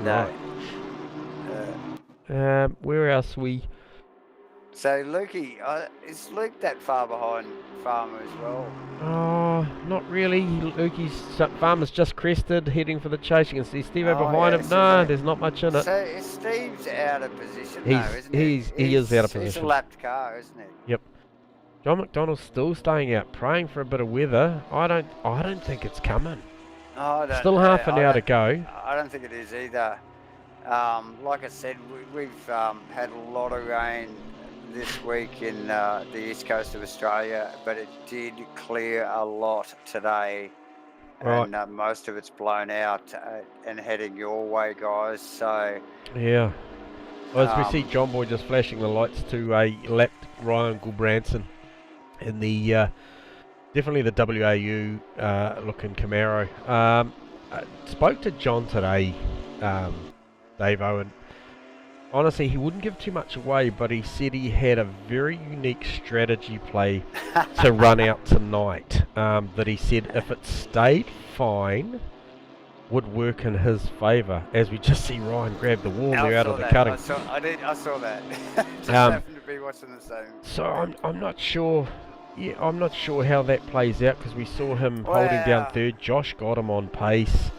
Has he got it on the wet friggin' fuel mapping or something? Does he think he can do it on fuel? I don't know. 15 zeros at the moment. Is he fuel saving? You know, do we have a word with him down Conrod Straight? You know, what do you do? How much do you reckon he's going to tell you?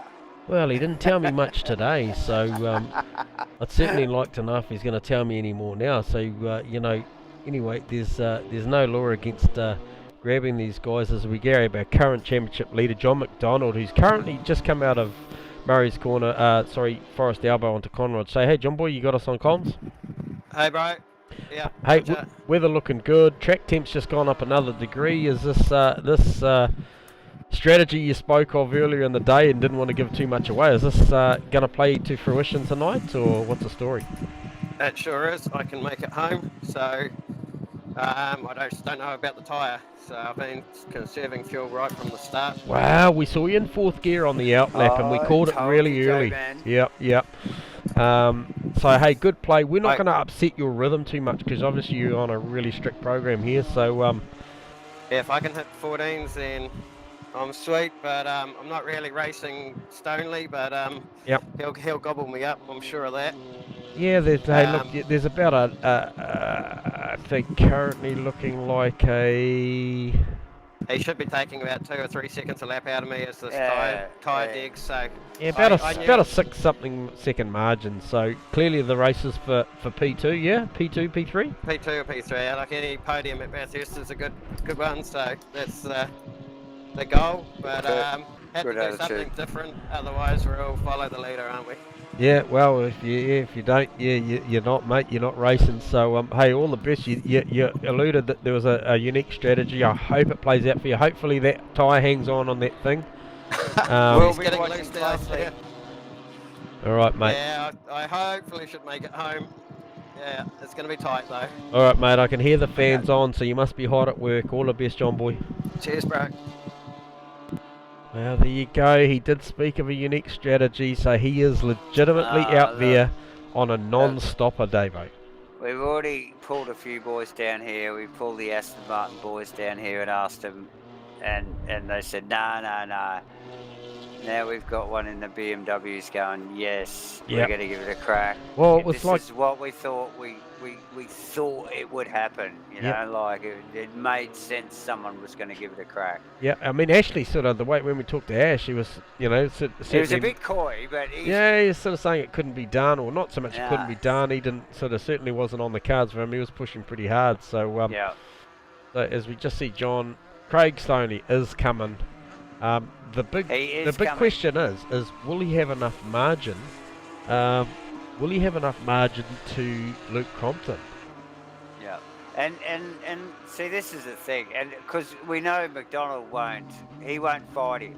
He's working to a number. He wants to run full length. So if Stoney wants to get past, there'll be no argument there. And like you're saying, then the next equation is Luke Crompton. Can he make it happen? Yeah. And he's right there. He's right there as well. So interesting awesome. play. This will get close towards the end, and probably pretty soon. We've only got less than 25 minutes to go. I'm going to go take another quick break, but watch that space. Yeah, as the cameras are just currently rolling on Josh, just thinking back 20 or so, or even 10, 15 minutes ago, thinking about this car here, the 99 Porsche of Josh Vertiger, as he just has a little mid-corner slide there through Murray's with Jake McKellar in the background. That this car had passed the 27 BMW of John McDonald out on track for P3. I believe the Wilton car also, which is only a couple of 3 seconds up the road, is also playing the same strategy now as we think of it as the 27 car. So the two Breakfast Crew BMWs looking to go for a non-stopper. They're comfy on fuel,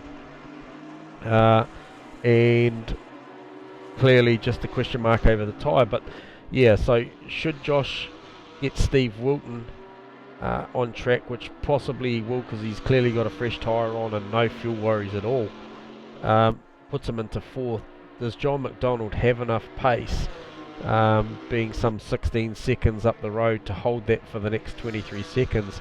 As we see, John McDonald's last lap time was a 15.0, plays Josh's 14.1, so that's quick, isn't it? Yeah, one would think that at those numbers, John's just going to come home at this point. I'm going to say in P4.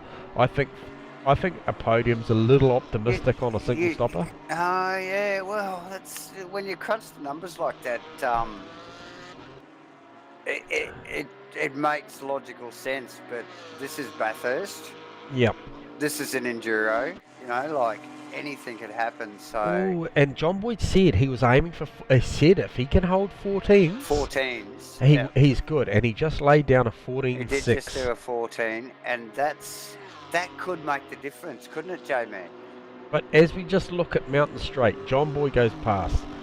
We've got Stoney cresting the hill as he drops into the turn 2 there. But then we've got Luke Crompton just cresting the hill as well. So yeah, I don't know. Maybe 20 minutes to go. Yeah, I don't know. 20 minutes to go. They're making about a second a lap. Around about a second a lap. About a second a lap. Stoney only needs 5.3, so he's going to have him. He is going to have him with comfortably with 8 laps to go. So, like you were saying, it's the difference between third and fourth. And what's that tyre like? The deeper we go into this too, Davo, the worse that tyre's going to get for that BMW. He did touch on that just before we finished that cross to him, and he said it's already getting a little squirrely. Yep. Obviously something, and that's time, isn't it, J-Man? You know, like if you're not comfy with the car, especially at Bathurst, you know, like you will not push. You can't afford to bin this thing. No. That car looks particularly clean. It doesn't even look like it's touched the wall at all. Interested to see though too that that Luke Crompton, what lap did he do that on? Okay, so Luke Crompton did a 12.4 recently. His last lap was a 13.2, which plays Craig Stoneley's 13.5. So only a couple of 3/10ths in it. Yeah. Just interesting to see that the Crompton car late in the race has just got a little bit more pace. Or as we see Craig Stoneley just go across at a 12.8. What does Luke respond with? A 13.1. So a couple of tenths back the other way for Stoneley at that point, as he's just starting to ramp it up as he can see that BMW coming. Now how's this for what? We just click over, 20 minutes to go in this race, Enduro. These boys are trading times, right? 20 minutes to go. They are definitely trading times. Unbelievable. They are, you know, watching each other. The deltas, as much as they're driving these corners, they're watching their deltas and definitely trading times between each other. But John's racing IQ is bloody huge, Davo. You know that when that blue Mercedes gets to him, he's already signalled to it. Oh, it's a huge slide from Stoneley as he comes up through Solomon Park into Reed Park. Oh, I missed that. Yeah, I'll it's go a back big 30 slide. seconds. Anyway, that once that Mercedes gets there, he will not fight that. He will let that car Yeah, he won't. go through. He full well knows that the Stoneley 05 car is currently sitting in 9th in the championship on 275 points versus John Boy's lead at 345, albeit double points. He hasn't driven that strategy the whole race. No. So to go back on it Yep. that late in the race doesn't make sense. He can't push it any harder. He needs to let that car go. And look at him there. That I don't know whether you're watching that. I'm just watching Stoneley now, ranging in on John McDonald now. They just round up their rules. The lights are already flashing.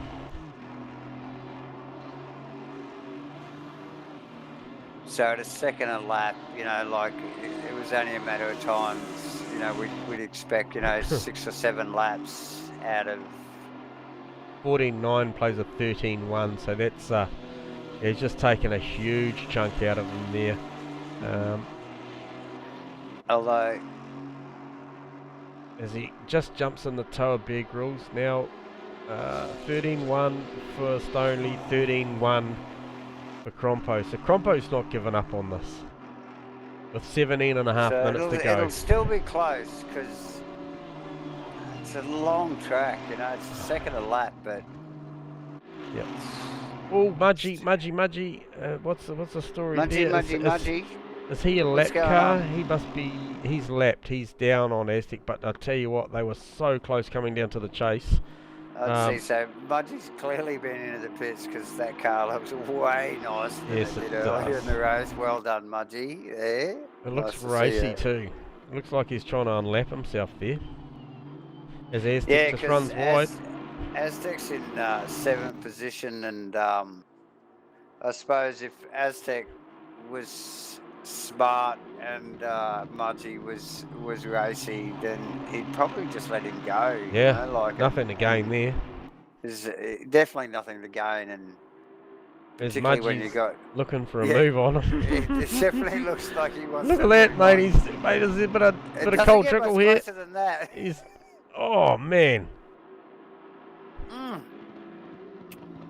Yeah, I'll tell you what. My. Mudgy, Look at that. Aztec Oh, would be nervous caramba. with that Mercedes behind him that close. He would be. I could just about see the beads of sweat. I'm just going to go back to the front here because I can tell you that this move at the front for for first It's, position it's, is not it's far away. inevitable. It's not far away. It still may be towards the end of this next lap, but I tell you what, I might have called it a bit wrong. I didn't. I thought John was more going to play out unless the tyre falls off this thing, as we see Jacob Soper just well, running off at we Murray's saw, there. I did see that.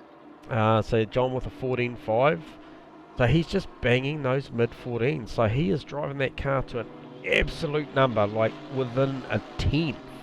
The Yeah. last 3 laps have all been round those 14.5. 14.9 was the worst one, back to 14.5. He's definitely got that. That's the pace of the car at the moment, or that's the fuel number, or that's where the tyre's happy. I'm not sure. Yeah, well, I think it's the fuel number, and he knows, you know, what he's got to achieve to just pull a 14.5 all day, you know, like, and he just knows which mark to have and which gear to change. And Yeah, we're just going to jump on board with he's got Stonley such- here. Well, now it's on, so I'm gonna look at the back of bloody McDonald's car, I think. Well, it's not a bad shot to have as well. We'll do that. And if we have to, we'll go on board with Craig. Across the top of the hill. Now, Craig, mate, this guy's out here to win this race tonight. Yeah, I think he'll already know he doesn't have to he'll push know, at this he'll point. know John's conserving fuel. He will absolutely know what's going on. Yep. These guys are not fools. He will just be measuring, you know, just measuring up John Boyd, just testing it. If it takes 2 laps, it takes 2 laps. Yeah. But just watch out of the back of this car now as these boys come down to the straight. You think Stoney's pitted? He's got fuel. He's got fuel, he's got tyres, He's got fuel to burn. and he's got the Look at the grunt. He'll have his foot flat. Does he do him under brakes here? Oh, No. Oh, John he gets throws it nothing. down there. Oh, Wow, throws it down there. John fights it. I'm Gives him super nothing. surprised. I am super surprised. He's driving it defensive down the road. I just didn't think I'd see that. All that's going to do is it's just going to back these two up and play Luke Compton into this battle. Just gonna force it. Oh. It gets very close. Give it away, very John Boy. close. Give it away, as he does. Of course he does, and well done from both the boys. Well, There you some go. really nice, tidy races. So, Got me. so Craig Let's see. Stoneley takes the lead back of this race that he's led so much of tonight, Davo. Yeah, and deservedly, really. He's played the perfect game there, and So that little nice duel strategy. cost John McDonald around 0.6 of a second to Luke Crompton. So Yeah, and see that. Yeah, and we were sort of calling it the opposite there, weren't we? Before Yep. it led up to that, we were saying, surely he's just going to let him go past so he doesn't upset his times, but he fought him, and there you go. Like you said, 0.6 of a second. Yep. You know.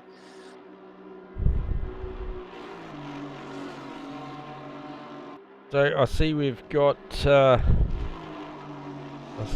around about 5 viewers. So welcome to the Twitch stream tonight to our viewers. I'm not sure whether that's a couple of the Sofa Club boys or just some regular tune-ins, but hey, welcome. It's an absolute pleasure to bring the Asrnz 2020 GT4 series to you guys. Obviously, round 7 at Bathurst, the Enduro, 90-minute. Around 12 minutes to go. Craig Stoneley just passing John McDonald for the lead of a race that he's led so much of.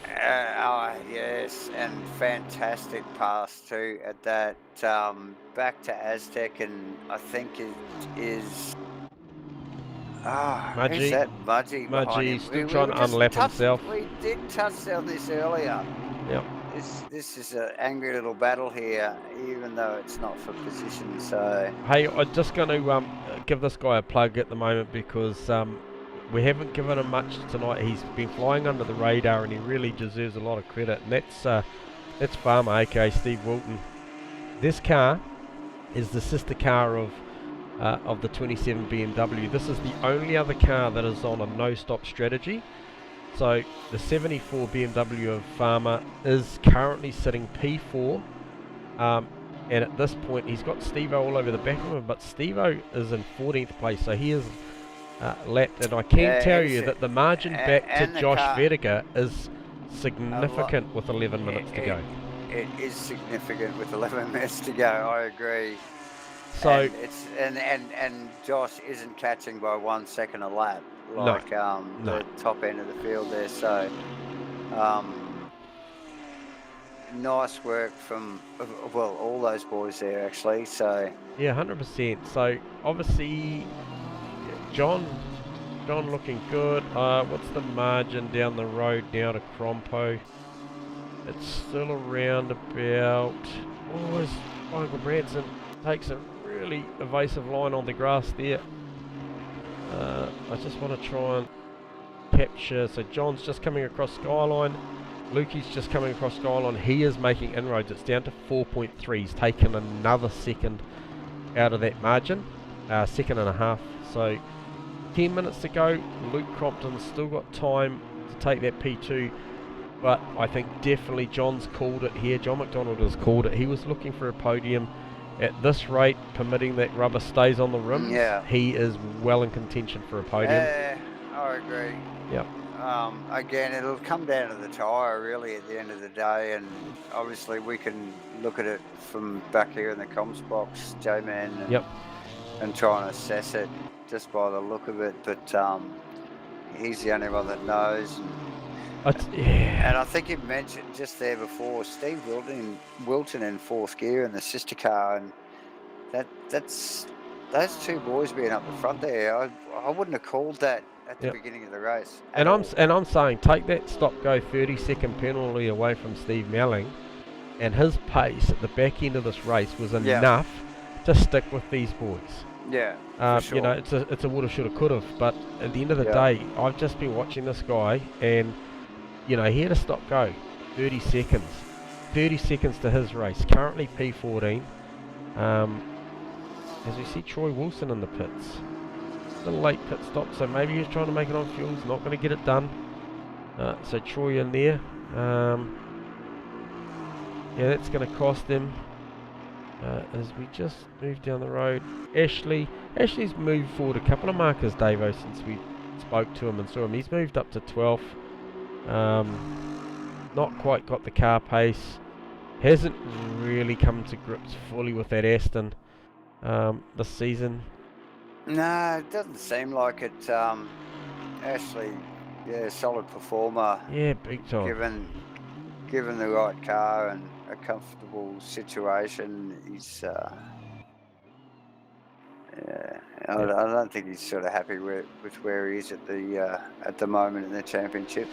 And and a double points round, we'll see Nick McIndoe currently sitting in P10 with a good margin over Nick Davidson. So Nick McIndoe over Nick Davidson at the moment for the top 10. That's good, isn't it? Will be healthy for his championship as well. So we have a look. That Crompo gap is visibly down as they both exit Forest Elbow into Conrod Straight. It's around about 3.3 seconds with 7.5 minutes to go, which equates to possibly another 4 laps left in this race. So we've got Craig Stoney just doing the bizzo. Oh, okay, he's back in the pits. Ryan, yep, getting another set of panels.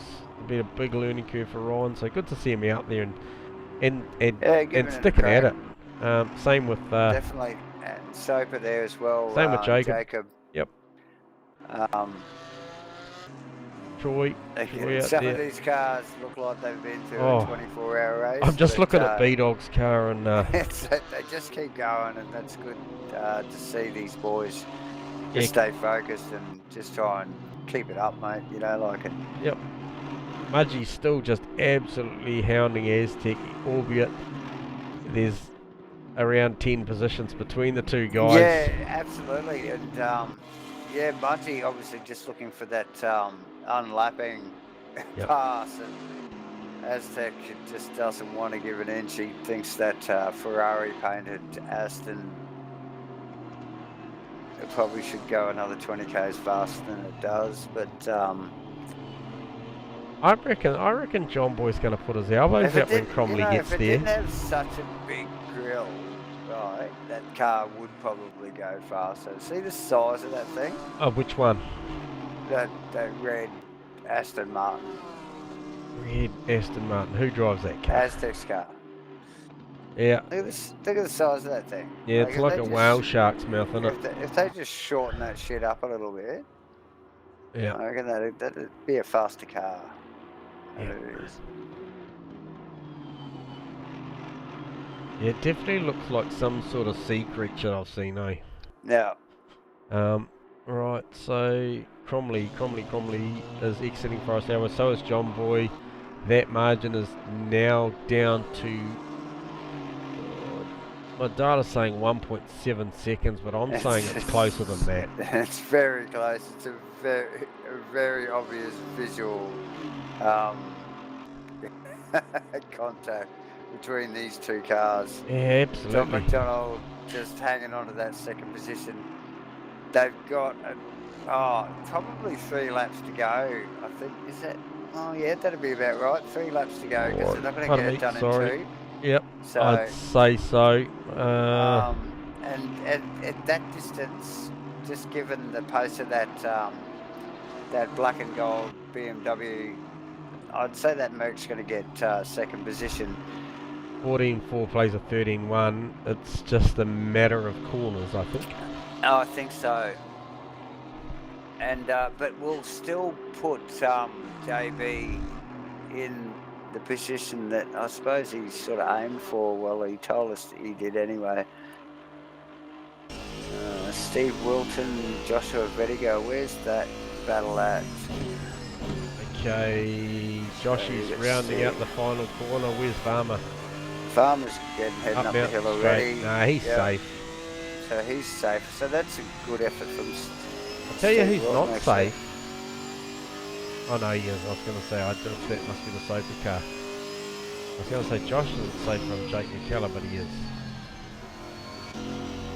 So just picked up on Crompo. We'll just go to a helicam there, catch up on these boys and see how he monsters the back of that 27 BMW across the top. How much more has he got? Lots. Plenty more. And here we go. It starts getting personal. Yeah. The pressure's It's all building. getting up close. Yeah. This is where the pressure starts. I think the mindset changes. They get up close behind. It's not the chase anymore. It's the attack. Yeah. You know, they go from that chase to attack mode, and the whole mindset changes. Oh, see Lukey that? rubs the wall there. He did rub the wall, didn't he? Just got a little bit He of did. opposite lock there, and Yep.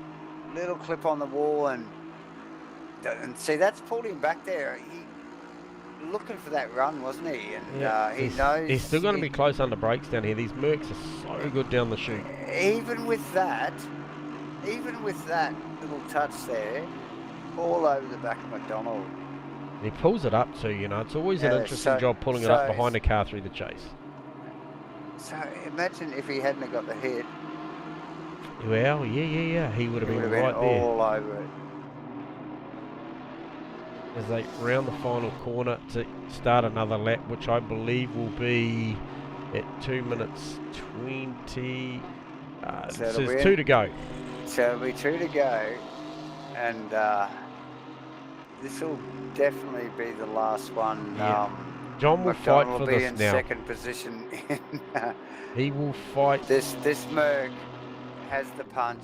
He has full pedal to use.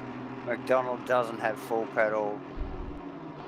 It's a long way to go These around there. boys, so we don't know whether these Mercs have got full rubber, whether they've changed their rubber up. I'd say they have. I'm sure they would have done the full 30 seconds, J-Man. I reckon.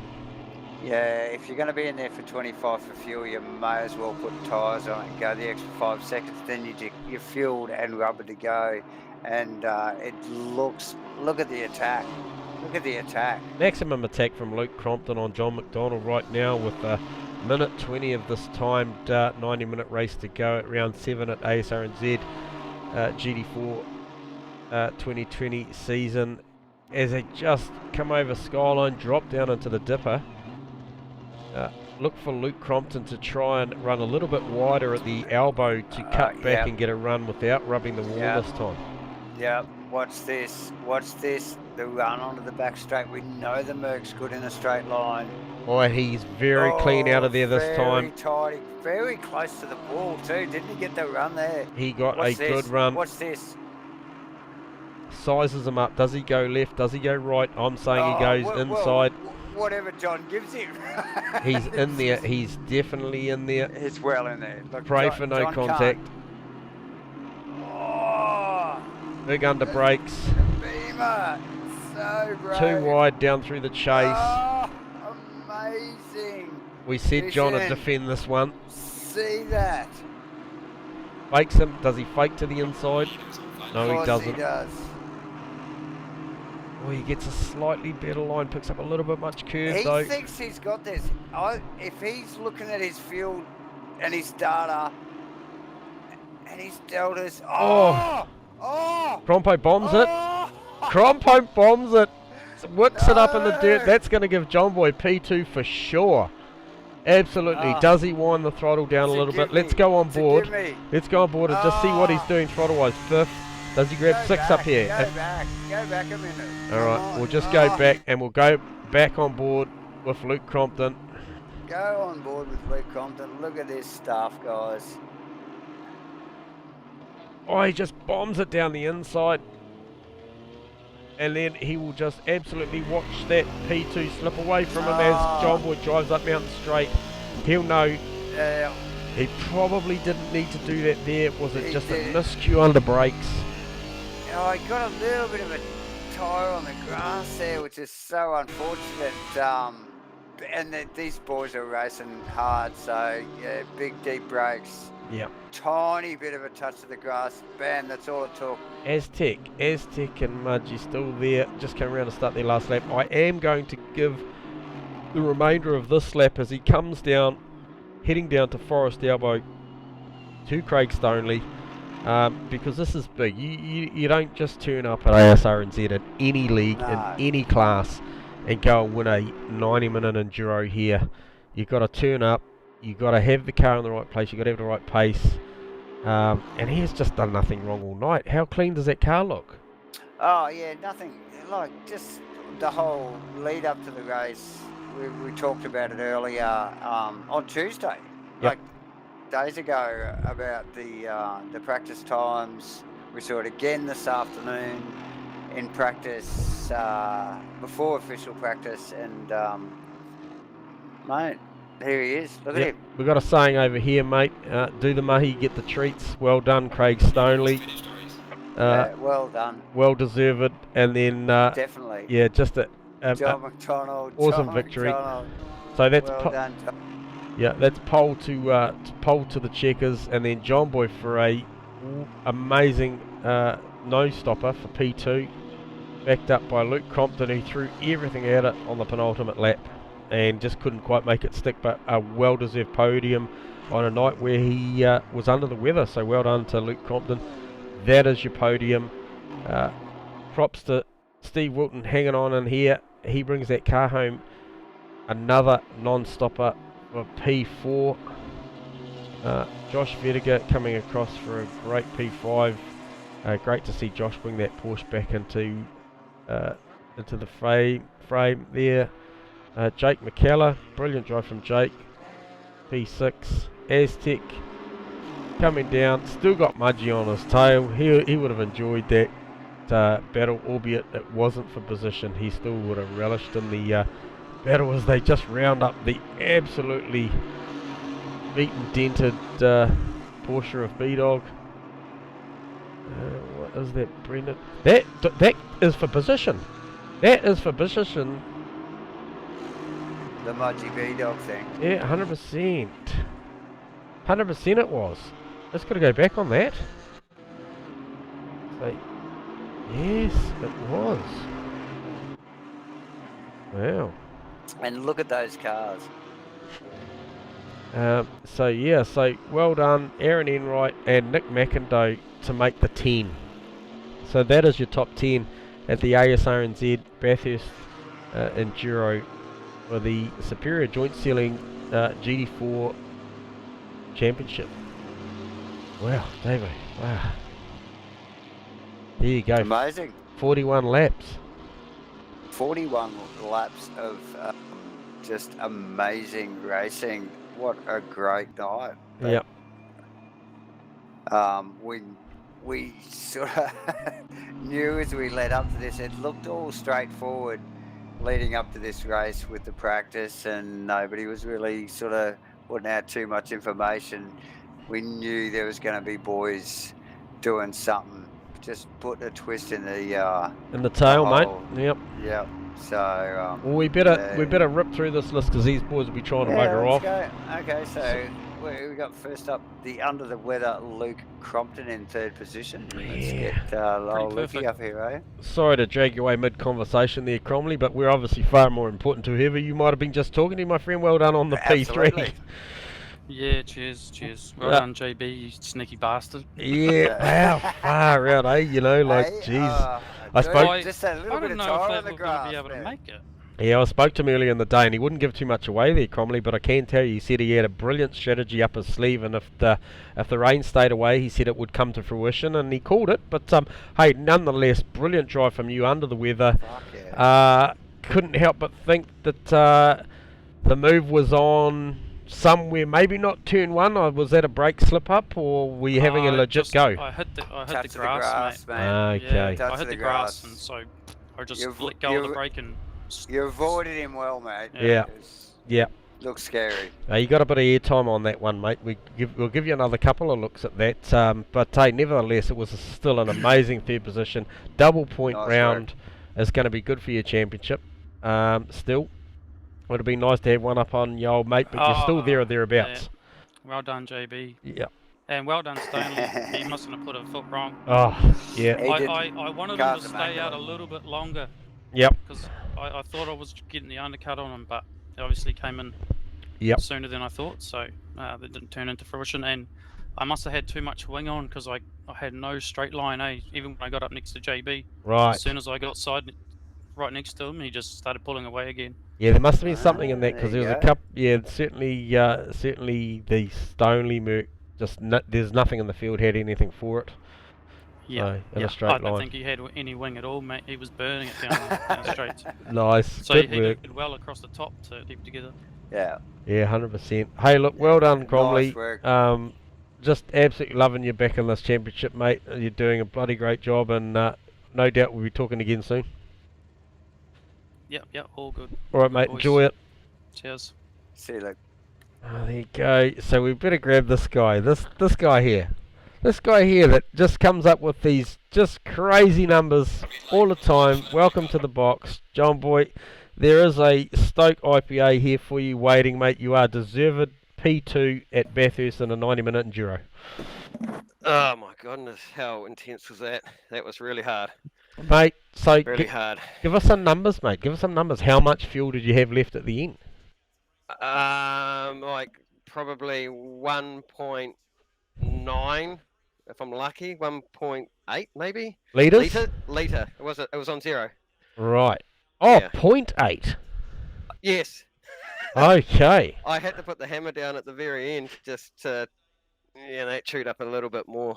Yep. I Yep. was expecting Crombo to get me. Yeah, man, he had a good look at the start of the last lap, I think. And No, it was a mistake, mate, and he bombed it, and he actually released the brake, so he didn't touch you. So yeah, he wasn't called it and he wasn't said, having a go. He was just legit mistake, and he just congratulated you on a brilliant strategy too, mate. So Oh just man, bit of acknowledgement. Yeah, thanks. We worked with Farmer with it earlier in the week, and didn't know how the tyre would hang on. Knew the fuel would be, but like almost impossible to the point where we went, you know what? Let's just give it a go. We've just got a fuel save on the outlap, and fuel save as much as we can in the race. So having Josh behind me was probably a good turning point there. I did Yeah, that was hard, man. Nice, man. It was a beautiful drive, John. Even after the fact, man, I didn't want to sell you off too far down the road, but I kind of picked a fourth or fifth after we spoke to you. I just didn't think that there would be enough in the car, but you drove it brilliantly. You said you wanted a 14. We watched you consecutively drive the car at 14.5s. I think a bad number was a 14.9. Yeah, 14.5 was a perfect number. Was a target number, so Yeah. props, and that just probably goes to show just where your driving's at the moment to be able to drive to a number, a fuel number, and a car that long. You would have turned some heads tonight, mate. It was really hard because to watch the guys, Luke and Stonley, just pull away, Yeah. because I knew if I was a bit lighter, I could probably have a go with them. But Yes. it was a long game that would play off at the end, and that was the strategy. And Well- it was cool to play back into it. Yeah.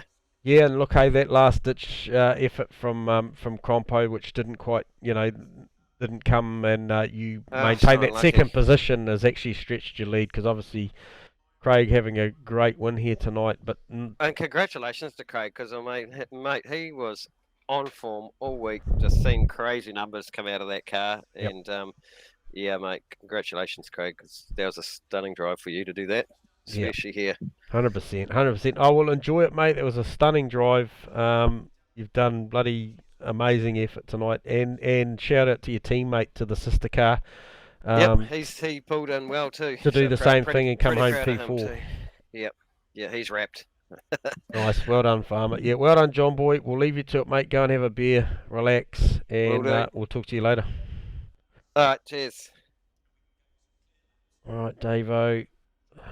Where's our mate? Where's the man of the minute? Where is the man of the Yeah, there he minute? is. It's We'll Mr. grab him down Stanley, here, isn't it? and we'll give a big congratulations to the 05 Mercedes of Craig Stoney. You there, bud? Yeah, I'm here. Well, Again. epic drive, mate. Congratulations on your first ever victory here, is it, at Asrnz? Yeah, sure is. Yep. And did it in a big one, mate. A big one and in a big way at Bathurst in a 90-minute enduro, and did it comfortably. Yeah, well done, mate. I wasn't so comfortable, man. I was stressing the whole time. Oh, sort of Yeah, thought just about it watching. after the poll interview, mate. And did you have a lot of butterflies? Not usually. I just like sort of a little bit, but not any different to what I usually would. I just sort of get a bit of an angry face on and Yep. go for it, like, rather than be afraid of it. So I like the challenge. Yeah, well, look, other than rubber all up the side of the car looked absolutely brilliant at the end of 90 minutes there, and just a completely different postcode. Your fellow podium places both send their congratulations to you, because they're acknowledging an epic drive that you put on tonight, mate. And to get a win here at Asrnz, something pretty special. But to do it at Bathurst, I think that one will stay in the record books for a long time on our archives. So well done. Yeah, cheers for that. No, it's always it's one of my favourite tracks since I was a pup, so I'm always giving it a lot of time, and I guess a lot of Ks on this game as well. So it's helped me get to this point. Yeah, nice, mate. And you're obviously enjoying the series. You're sort of, you're just going from strength to strength, like I said to you earlier on in the night when we interviewed you with your pole. Second week in a row that you've podium featured. This time with the top step and from pole. Man, that's a solid effort, mate. You need to maybe, I don't know, have a beer or something. I don't know how you're going to sleep tonight. So A couple of Canadian clubs, bro. couple of CCs and dry, mate. Yes, I won. You go and enjoy it, mate, and we'll talk to you during the week. But a stunning performance, and we congratulate you. We applaud you. Thanks, Craig. Cheers for that. It was a lot of fun, and big ups to Luke, man. He put the pressure on the whole time, and yeah, just didn't give up. So he kept me honest the whole race. Awesome, mate. Enjoy it. We'll talk to you in a bit. Cheers, man. Catch you later. Nice one. Wow, Davo. That's a 90. Wow. That's a 90, brother. What a race. Oh, so that's What that is amazing. These guys are so dedicated. I'm just left a little bit think now, after all of that, and another winner in the winner's circle at Asrnz, Davo? Another winner in a series that's only round 7. I think we've had about five different winners or something out of 7 rounds. So Yeah. yeah, not a bad effort. Yeah. So hey, look, we're gonna have to call it. It's been a big night. We It has. appreciate the support. Like I said, we always enjoy turning up to stream these things. We hope you enjoy it, and we thank Superior Joint Selling for their premium sponsorship of the series. And yeah, we're back again next week, Davo. Yes, back again next week for a regular compulsory pit stop round at Misano. Zano, okay. So back to the regular format. Yep. Yeah, it'll be interesting. A lot of the boys were stressing about the weather tonight. I wonder what the weather's going to be like in Misano next week. Jamie. Well, for our sake, mate, I hope we see a bit of a mixed bag because it's nice and warm and dry up here, and I don't mind if it rains, and I certainly don't have to change my tyres. So No. yeah, more drama the better, I say. But hey, look, it's been an awesome call again with you tonight, mate, and I think I'm about ready to sign off on this one. So once again, thank you for all your support on this, Davo. I love doing these things with you, man, and look forward to next Thursday. Yes, likewise, J-Man and viewers. We'll see you next Thursday. Signing off, I suppose. Yeah, mate. All good. See you guys. See ya.